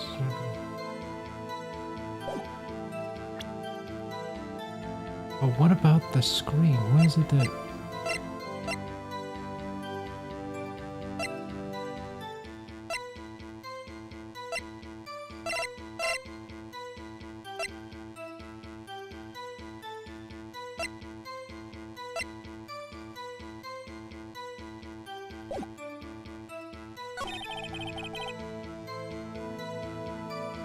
Wait, okay, so this is clearly where the contradiction is, because the DL6 report here says that it was fired twice. Are you sure you only heard one gunshot? Yes, I'm sure of that. I heard the gunshot and the scream, and everything faded. I was unconscious until the rescuers came. I see. No, Your Honor, unfortunately you don't. Look at this file one more time. This plainly contradicts the witness's testimony. You do enjoy dragging out that file, don't you? Well, I mean, if it wasn't so helpful, you know? I don't accept this evidence unless you can tell us what page it's on. Which page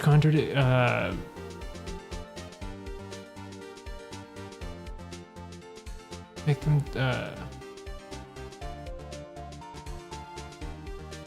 a summary. Disc ticks. Looks like your luck has run out.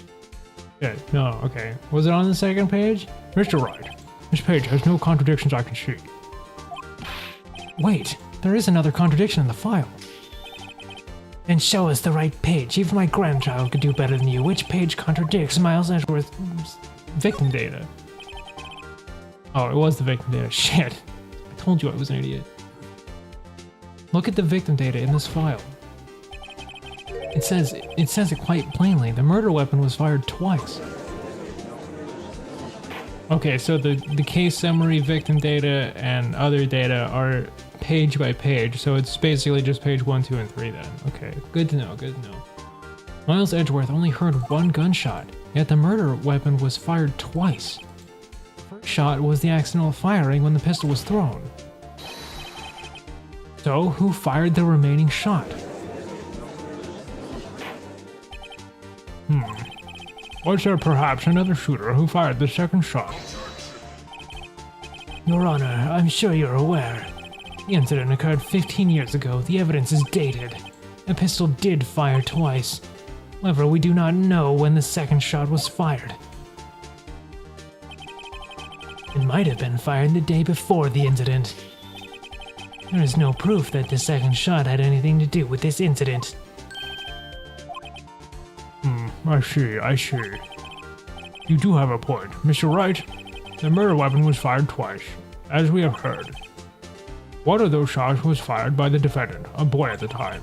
Do you have any proof that the other shot fired has something to do with this case? I'm assuming it has to do with the ballistic markings, right? Your Honor, I think I will be able to show you proof. What? Impossible. Now, Mr. Valkarma, save your surprise for after you've seen the evidence. Very well, Mr. Wright. Show us your proof. Do you have evidence that the second firing of the pistol is related to this incident?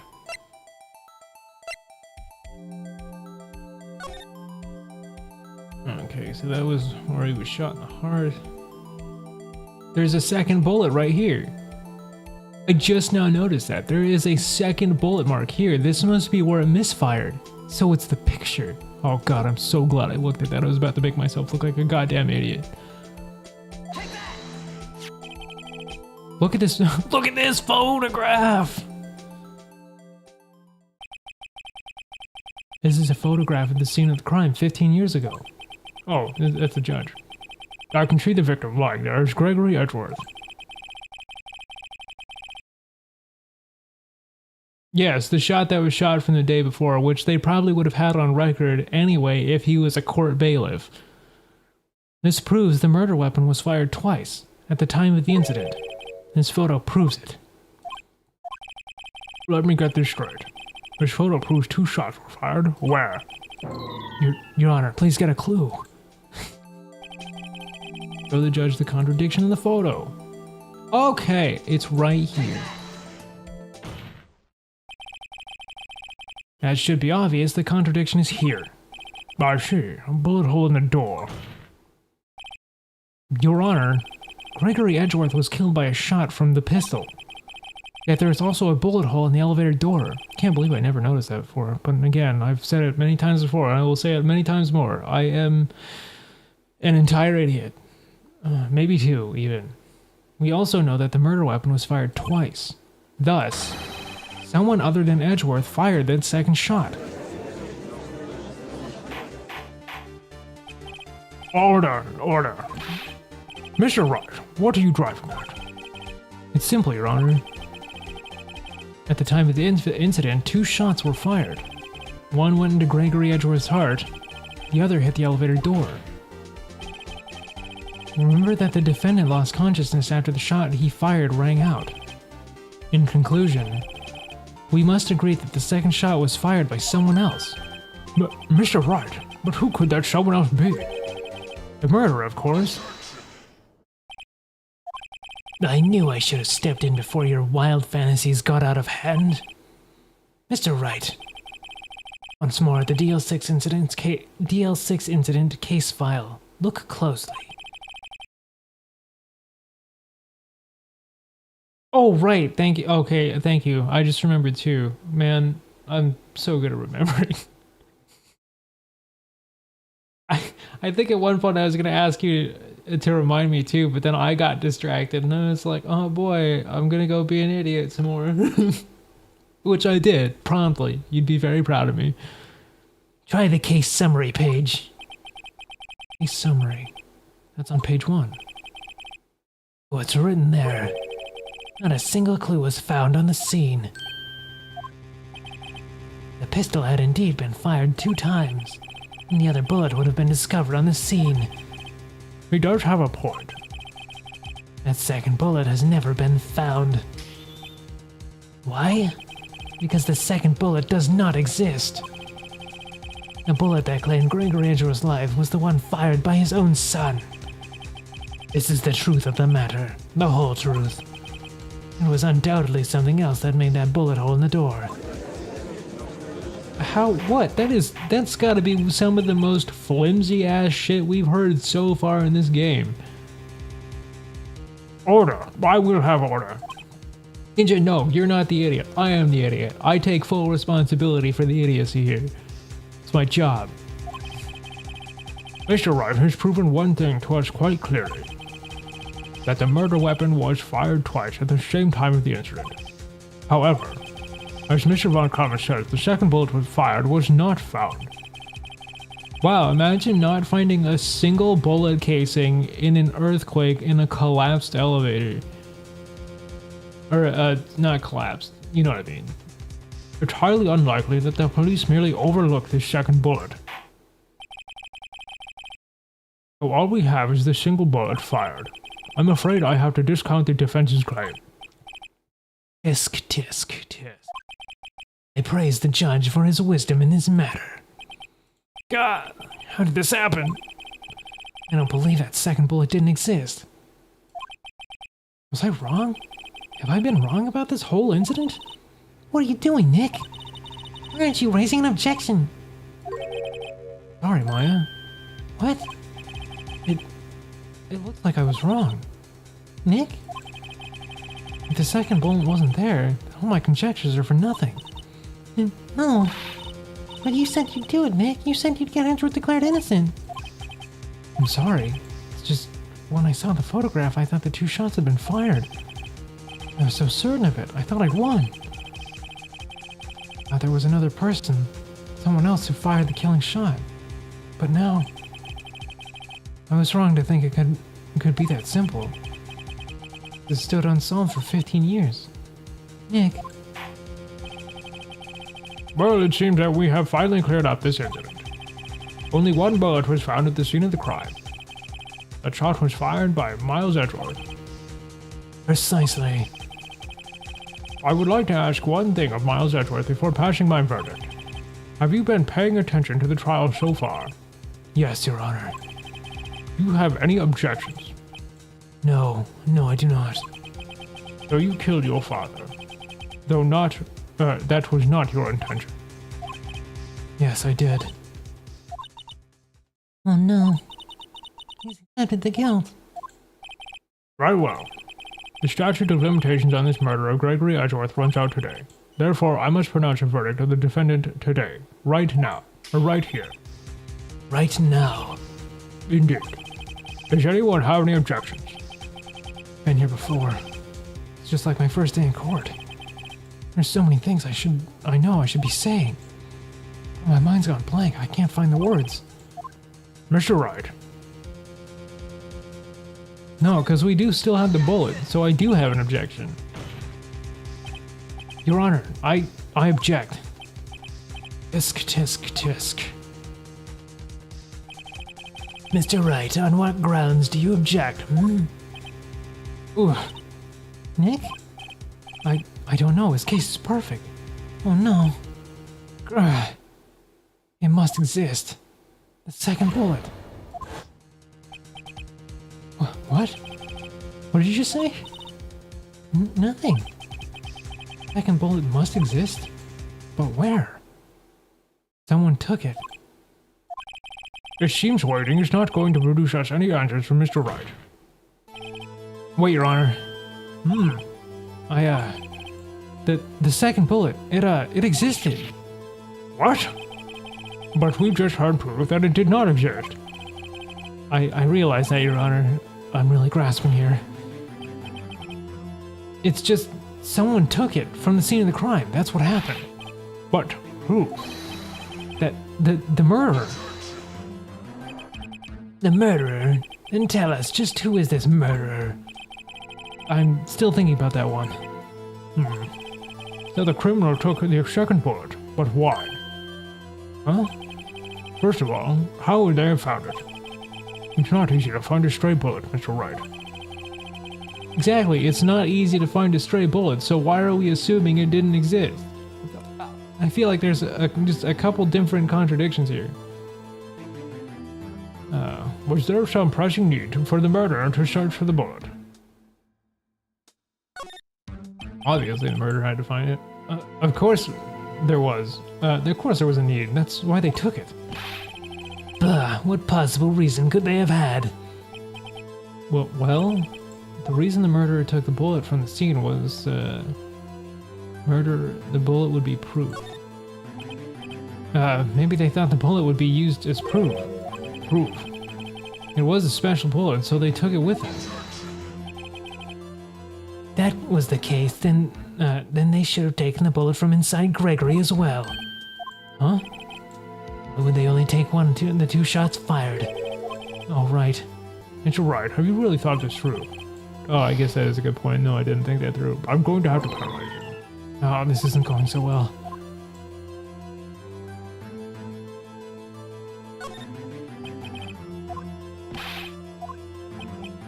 Oh, obviously, it's because he was cautious. Well, the murderer was a very cautious sort, and that's why the murderer had to search for the bullet. Oh, maybe, no, actually, maybe he didn't even need the motive, or not the motive, he didn't need the bullet. Maybe, no, If that's the case, then why should have taken, oh. Oh god, this isn't looking good. So he didn't need the bullet. The murderer didn't need it. Why would the murderer have spent that time looking for a stray bullet? Haven't got a clue. What's wrong, Mr. Wright? The murderer has no reason to take the bullet. Don't want to admit it, but it's true. Had to take it. Had to take it. The murderer? What does that mean? You're thinking too normal. Think crazy. Don't think why the bullet was taken. Think why the bullet had to be taken. Mr. Wright. Yes, Your Honor. I have no idea what I'm doing. Well, the murderer had no intention of taking the bullet from the scene, but, the murderer had to take the bullet. Had to? Mr. Wright, what do you mean? Well, for instance what? Maybe the bullet, hit the murderer? The bullet hit the murderer. Just saying, for instance.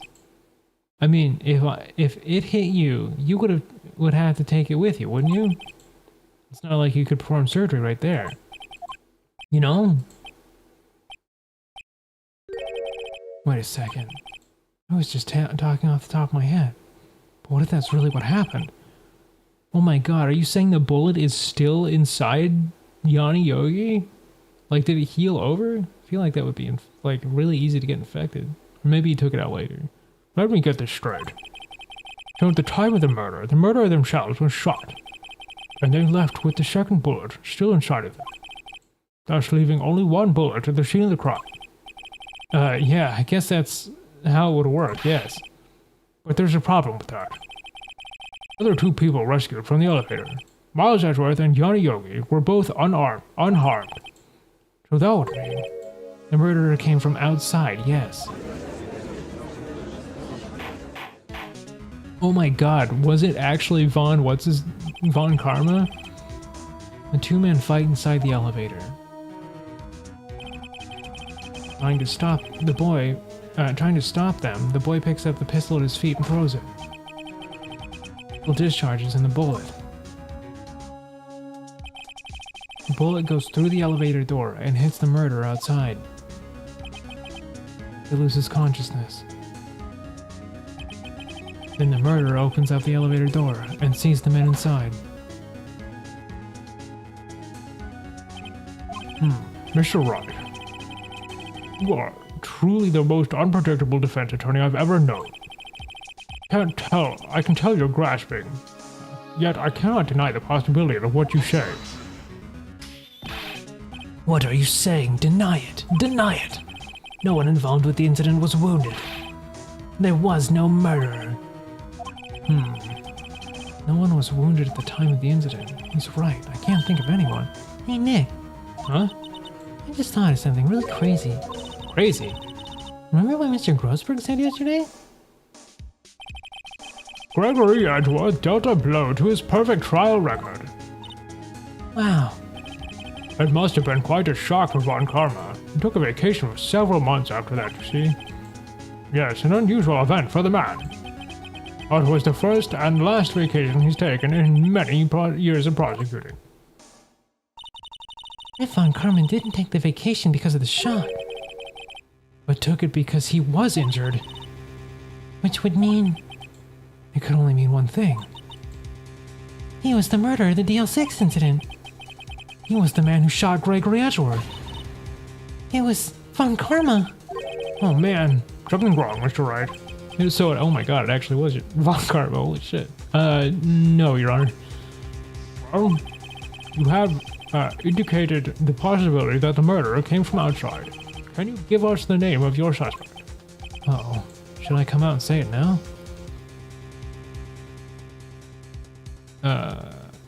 Do we say it now?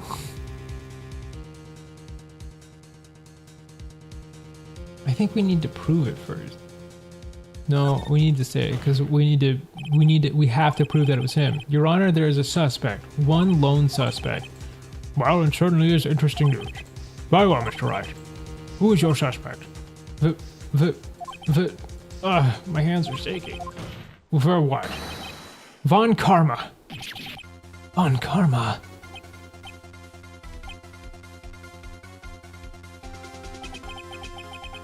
You mean the Von Karma, the prosecutor, the one standing right over there? You don't object? I see no need. Why honor this ridiculous outburst with my objection? Because you took a vacation for several months starting the day after the incident. Yet you pride yourself on a perfect record. Why would you take such a long vacation without any reason? So you're claiming that I took a vacation to heal my injury from the incident? Yes, the time is now. The music is bumping. Fascinating. Prove it. I would have needed surgery, no? Where did I go under the knife at, Mr. Wright? Oh my god, under the knife! It's just like that trauma center crossover we were talking about earlier.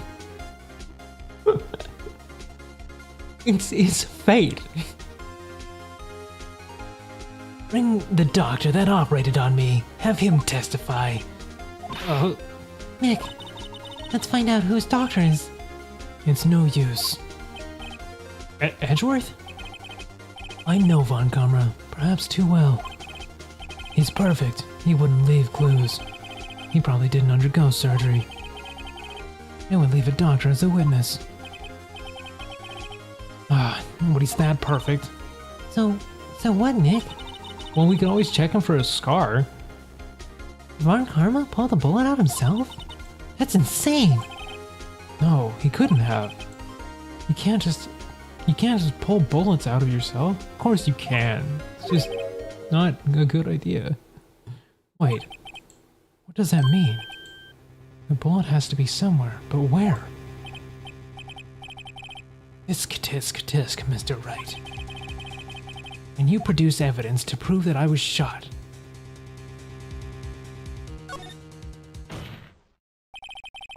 Von Karma, I'll prove it. I'll even use evidence. I know how you like it so much.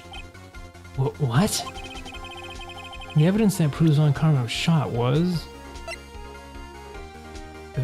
still bears clear ballistic marks.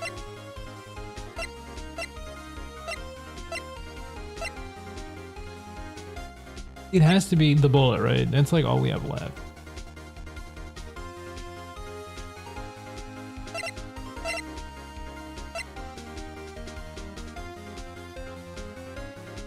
Be like,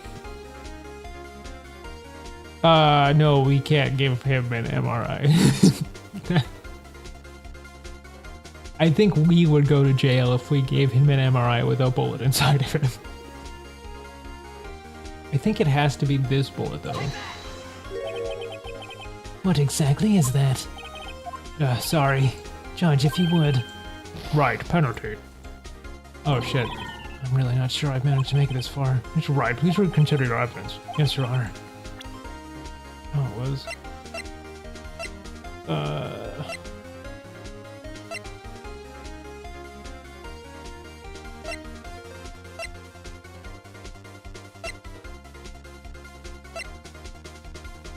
The metal detector! Von Karma is perfect. He wouldn't risk surgery leaving all the evidence trail. I can't believe I just looked right over because it was a joke in the fucking beginning. I can't believe I didn't think of that. So then I ask, where is that bullet now? I think it's unlikely that Von Karma performed surgery on himself. You don't mean... I do. There is a possibility that the bullet... Wait, this indicates that we still have the metal detector on our person in a courtroom. There is a possibility that the bullet is still inside Von Karma. Is that even possible for all these years? Well, there's one way to find out. We could use this metal detector. It was on my person. Well, Von Karma, I'm gonna run this over you and see what we find. Uh-oh. He's even holding his shoulder. I refuse. You refuse. But refusing this means you acknowledge that the bullet is still inside you. Order, order.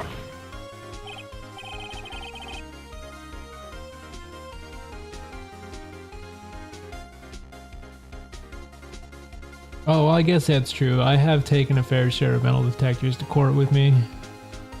Your Honor, the defense requests that we be allowed to use the metal detector. Judge, I call for a suspension of this trial. This is an invasion of privacy. The statute of limitations runs out on this case today. It was you who said we had to end it right here, right now. Enough. I permit the use of the metal detector. Mr. Von Karma, you will submit yourself to testing. Nick, what does this mean? I don't know, but we have to give it a shot.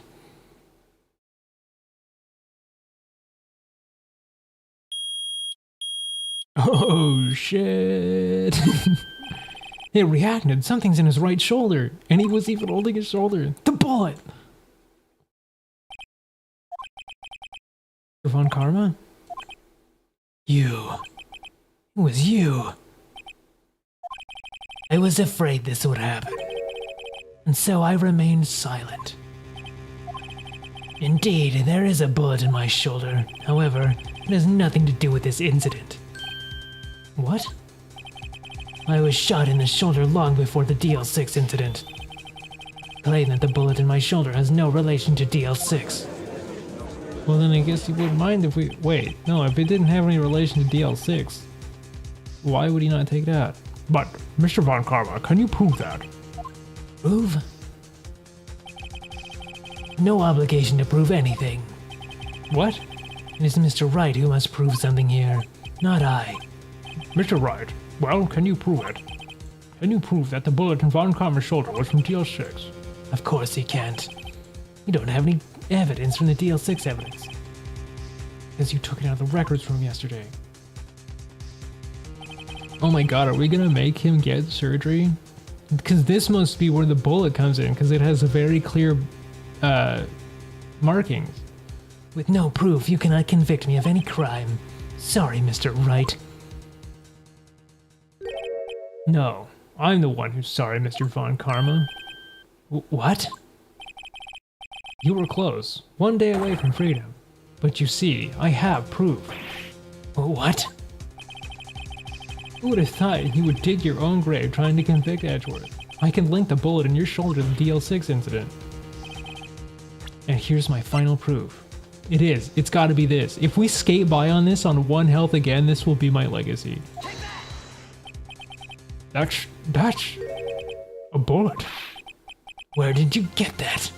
Oh my god, that was it. I think we did it. This is the bullet used in the DL6 incident.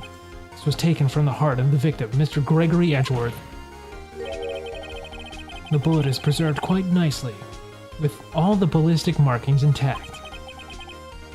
Ballistic markings. You may recall the term. It came up in the first trial 2 days ago. Ballistic markings are the fingerprints of a weapon. All bullets fired from a gun are marked with that weapon's unique pattern. By examining the markings, you can tell which weapon fired the bullet. It's quite accurate.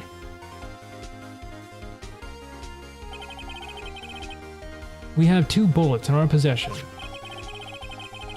1. The bullet removed from Gregory Edgeworth's heart.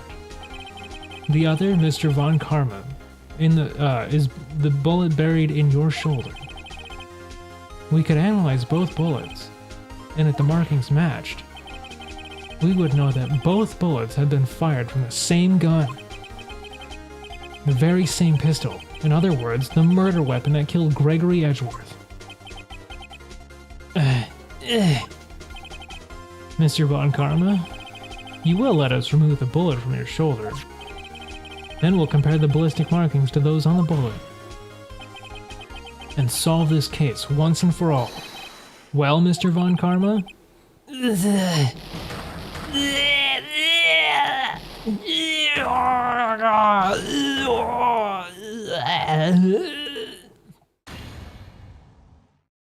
That scream. I've heard that scream before. Wait, I know.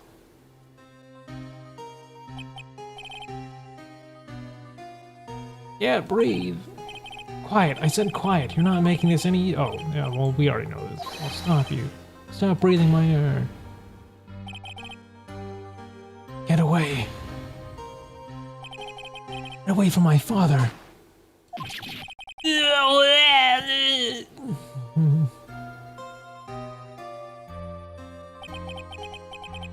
The scream I heard in the elevator 15 years ago. Von Karma, it was you who screamed. Mr. Von Karma.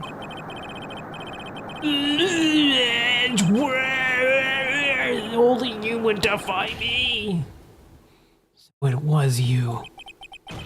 You and your father are my curse. Holy shit. Your father shamed me with a penalty on my record. And you left a scar on my shoulder that would never fade. I'll bury you. I'll bury you with my bare hands. Death, death. Gee, oh my god, holy shit, he's gone fucking cuckoo crazy over here. 15 years earlier. Chief Prosecutor, I am sorry. On Karma, it's not like you to make this kind of error. I never would have thought that Edgeworth would be the one to catch you. I was careless. I'm sorry, but you will have to be penalized. I've covered for you in the past, but not this time. Edgeworth! It was a shock like none I'd ever known. Me? Penalized? Hours for me to regain my composure. Suddenly I found myself in the darkness. I was in the core records room. I must have wandered in there without thinking of where I was going. The room was pitch black. The lights must have gone out. I went out in the hall and felt my way to the elevator. I pressed the button, but nothing happened. Then there was a noise. I was in pain, horrible burning pain in my shoulder. Just then, the lights came back on. The elevator door opened before my eyes.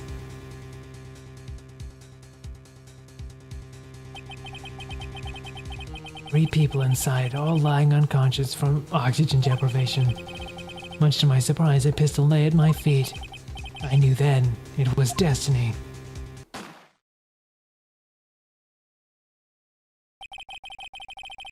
In his last moments, Gregory Edgeworth was still unconscious.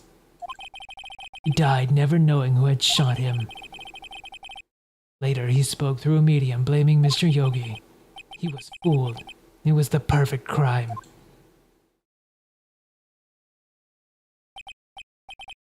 Tisk, tisk, tisk. Would have thought another man would have come to open that elevator door. Judge, What? what are you doing? Do your job. Bring an end to this miserable charade. Now, end it. Very well.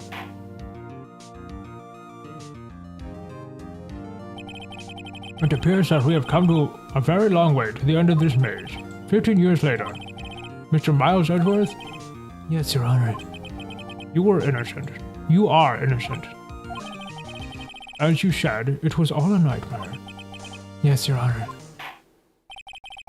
The court finds the defendant, Mr. Miles Edgeworth, not guilty.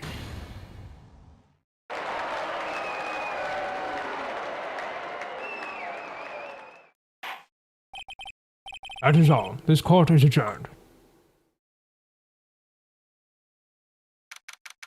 December 28th, 5:38 p.m. District Court, Defendant Lobby Number 2.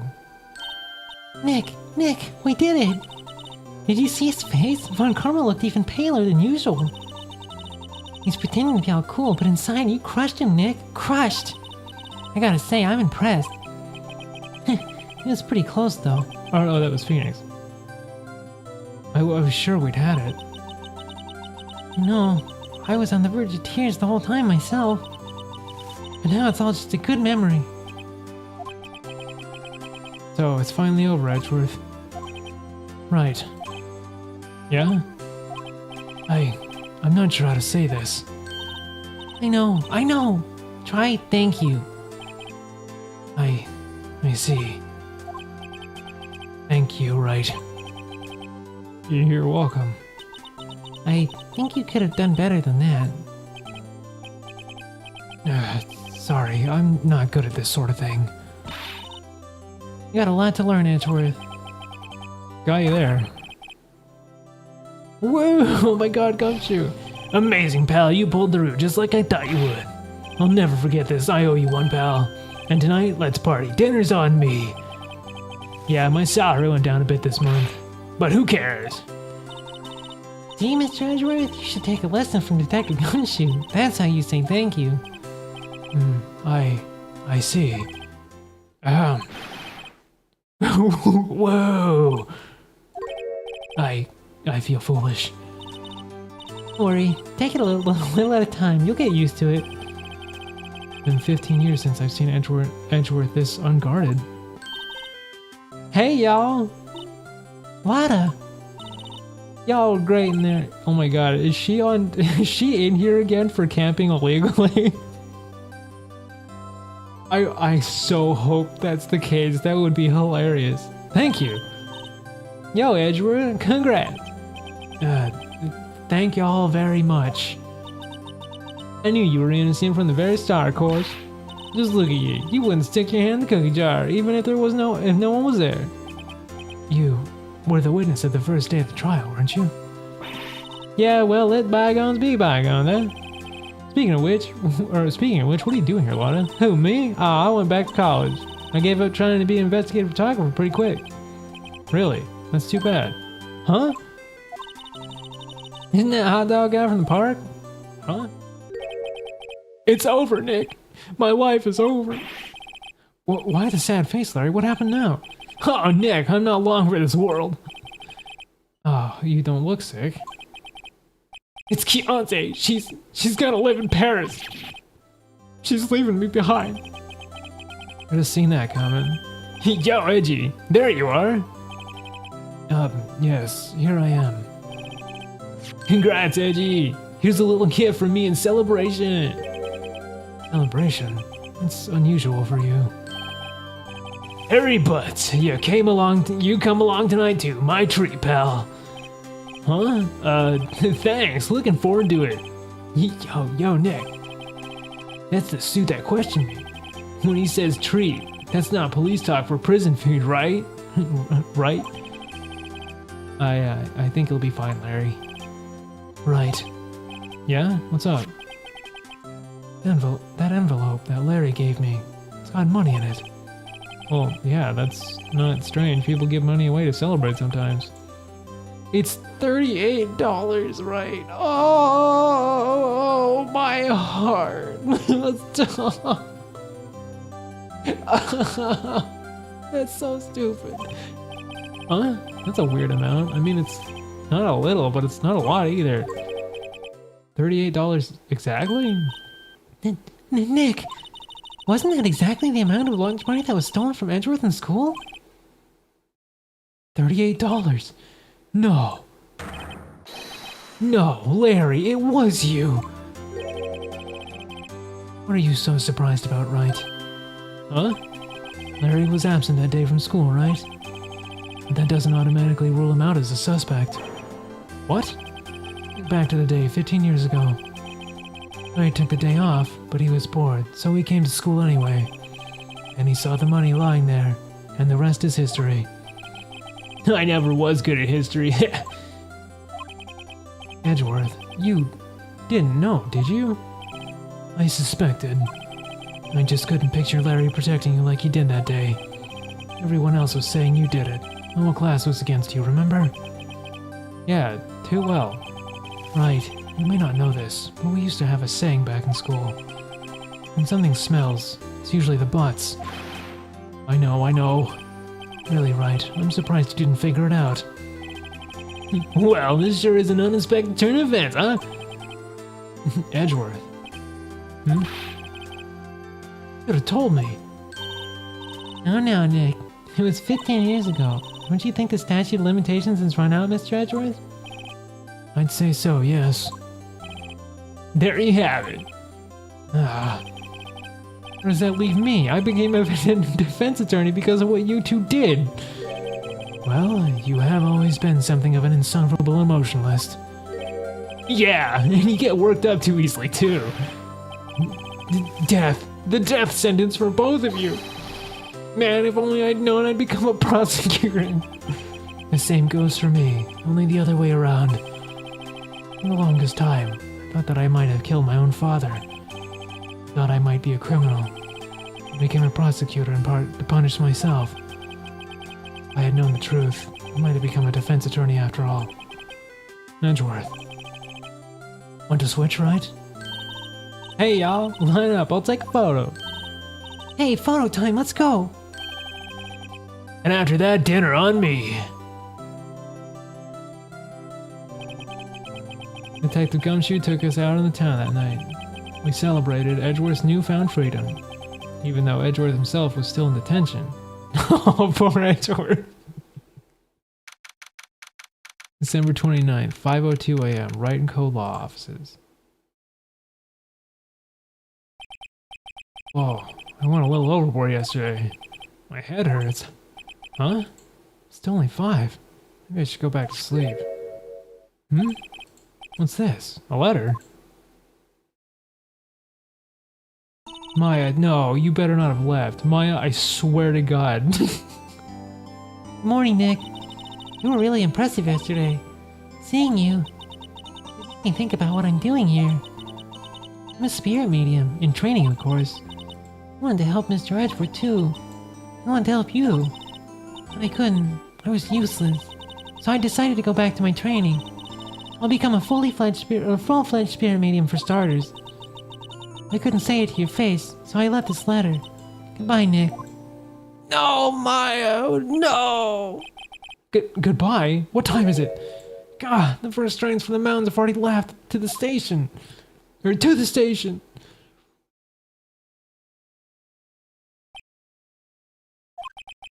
I guess I'm too late. Hey, Nick? Maya! So, you're leaving? Yeah, it's hard being a spirit medium who can't talk to spirits. And I think you'll do fine without me, Nick. Be good, okay? Oh. Wait. What? I never could have saved Edgeworth without your help. Huh? Last day of the trial, I heard her. I heard Mia's voice. You heard my sister? Yes, only her voice, but still, it was at the very end, when I thought we'd lost everything. Yeah, she took 600,000 volts. Like, come on, you're like a superhero. Stay. Well, that's my sister for you. Detective Gumshoe helped, Mr. Grossberg, and even Larry. I'm the only one who couldn't help. I was useless, Nick. You were the one who stopped Von Karma, Maya. Huh? I didn't do anything. All I did was wander around in a daze. Sorry, but I have evidence that you helped. Evidence? Show Maya some evidence to cheer her up. Is it the bird? It's gotta be the bird, right? She talked to the bird? Huh? Sorry, Nick, I guess I don't understand. It's okay, you don't have to try and cheer me up. But one day I'll come back and be useful, I promise. Shit. Fuck. So, this is it. See you soon, Maya. Oh no, she's crying. I'm gonna cry. Somebody hold me. I'm weak. Thanks, Nick. Oh, stop. Come on. I'm begging you. My favorite character.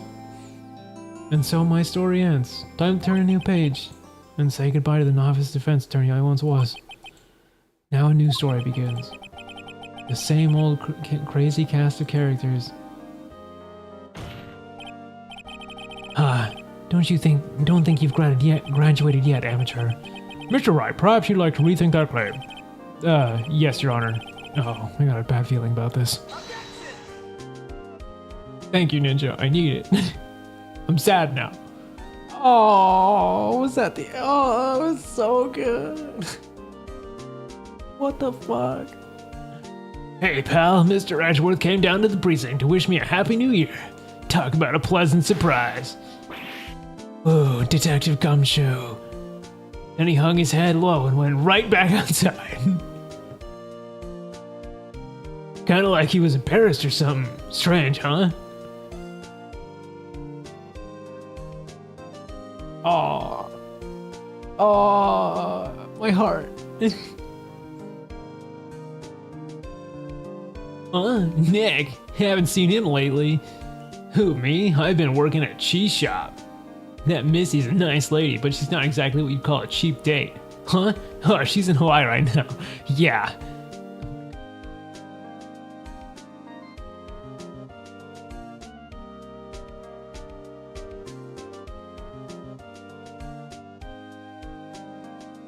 Who, right? Yeah, I remember him. I hear he's been busy lately. You know, not to ring my own bell, but I sort of taught him everything he knows. I'm sure he's grateful.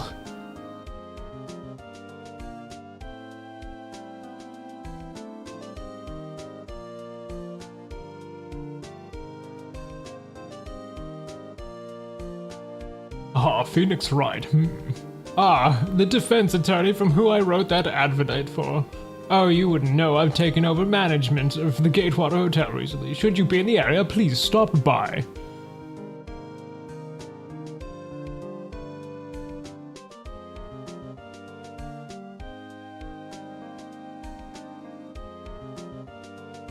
Oh, you. Phoenix Wright. Ah, Mia's understudy, was he not? I wonder what he's doing, or how he's doing. Haven't seen him of late. Ah, the days of my youth, like the scent of fresh lemon, you see.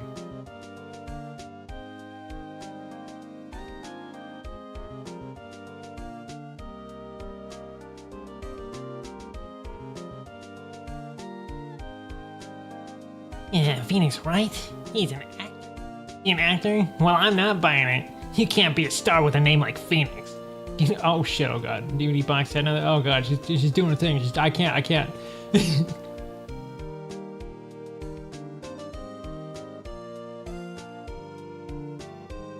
Thanks, Wendy Oldbag.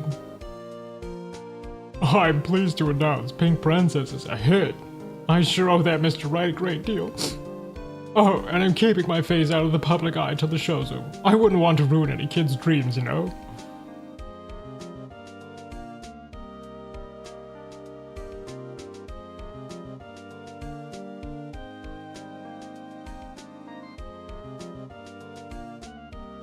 Oh, I got a letter from Maya the other day. It sounded like she got a cold standing under a waterfall. Oh my god, she finally did it. I wanted to visit, but I didn't have time, so I sent her some pink princess stuff. She said she can't buy them where she is. What kind of place is she living at anyway? Oh, pink princess cards. Oh, that's disgustingly adorable. Right? Who's that? You want to talk? Let's talk pink princess. All right. But, you know, my studio the other day, and I saw her. The one inside the pink princess suit. Ugh, what a dog. I was kind of shocked for a boy of my tender age. My poor man. His dreams are dead. He'll never recover. Be defending him in court, I bet. Yeah, I remember, right? That lawyer guy. Me, I'm trying to become a paranormal photographer. You know, the picture I took of everyone? Well, just behind them, there's a ghost. Oh, God. It's Mia! I bet it's Mia, for real. Now, that's a talent I'm gonna be famous. Yeah, I bet it's Mia. If they show the picture and it's Mia, I'm gonna cry. I'm actually gonna cry.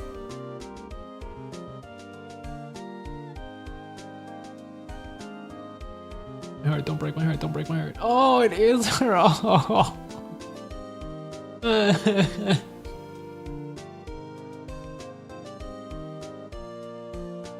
Wow. Fuck you, Capcom. Your game's too good. Oh my god, hold it. Oh my god. A brand new episode? No shit. Do we got one more? Oh.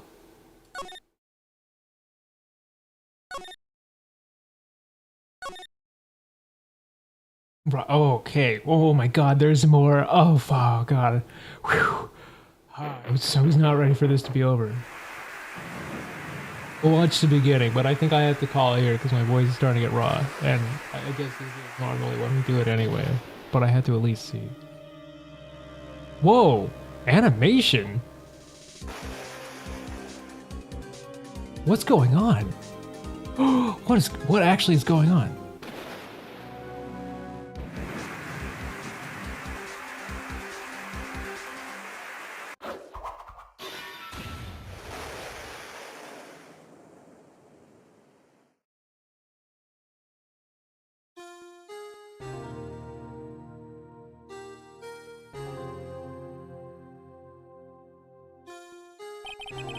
It's been 2 months since Maya left the office. 2 months without a single trial. I had offers, but none I took. That is, till the day that girl showed up. February 22nd, 10:02 a.m. Wright & Co. Law Offices. Oh, yes. Oh, no, I have to stop. Nope.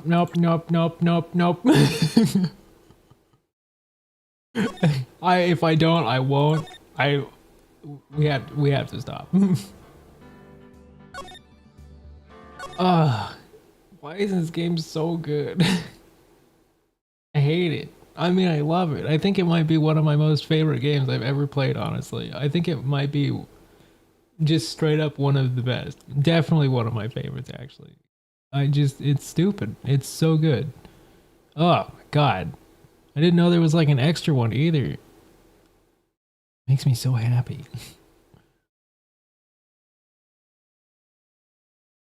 Yeah, I guess that's it for this one. Oh, well, for me it's a great night. It's almost my bedtime actually. In about 2 hours. So I will do just that though, and make sure your computer doesn't catch on fire. That's no fun. Nobody likes that. Having computers catch on fire, very stressful. But yeah, so with that, I will thank you all for coming today. As always, I love you all very much. All very incredible individuals. You're the fucking best, and you know it. And if you watch the VOD, holy shit. Fucking that ending didn't even make me cry. And we got one more. Oh my god, I'm so excited. I'm so excited that we have one more. Oh my god, I can't tell you how excited. I know we have like 2 more games, but like, you know, the more the better. Anyway, with that, I'll be going then. I'm gonna go rest my voice some more because apparently maybe I just broke it. I don't know. I'll go unbreak it. I'll snap that shit back right into place. I will see you all later. Goodbye!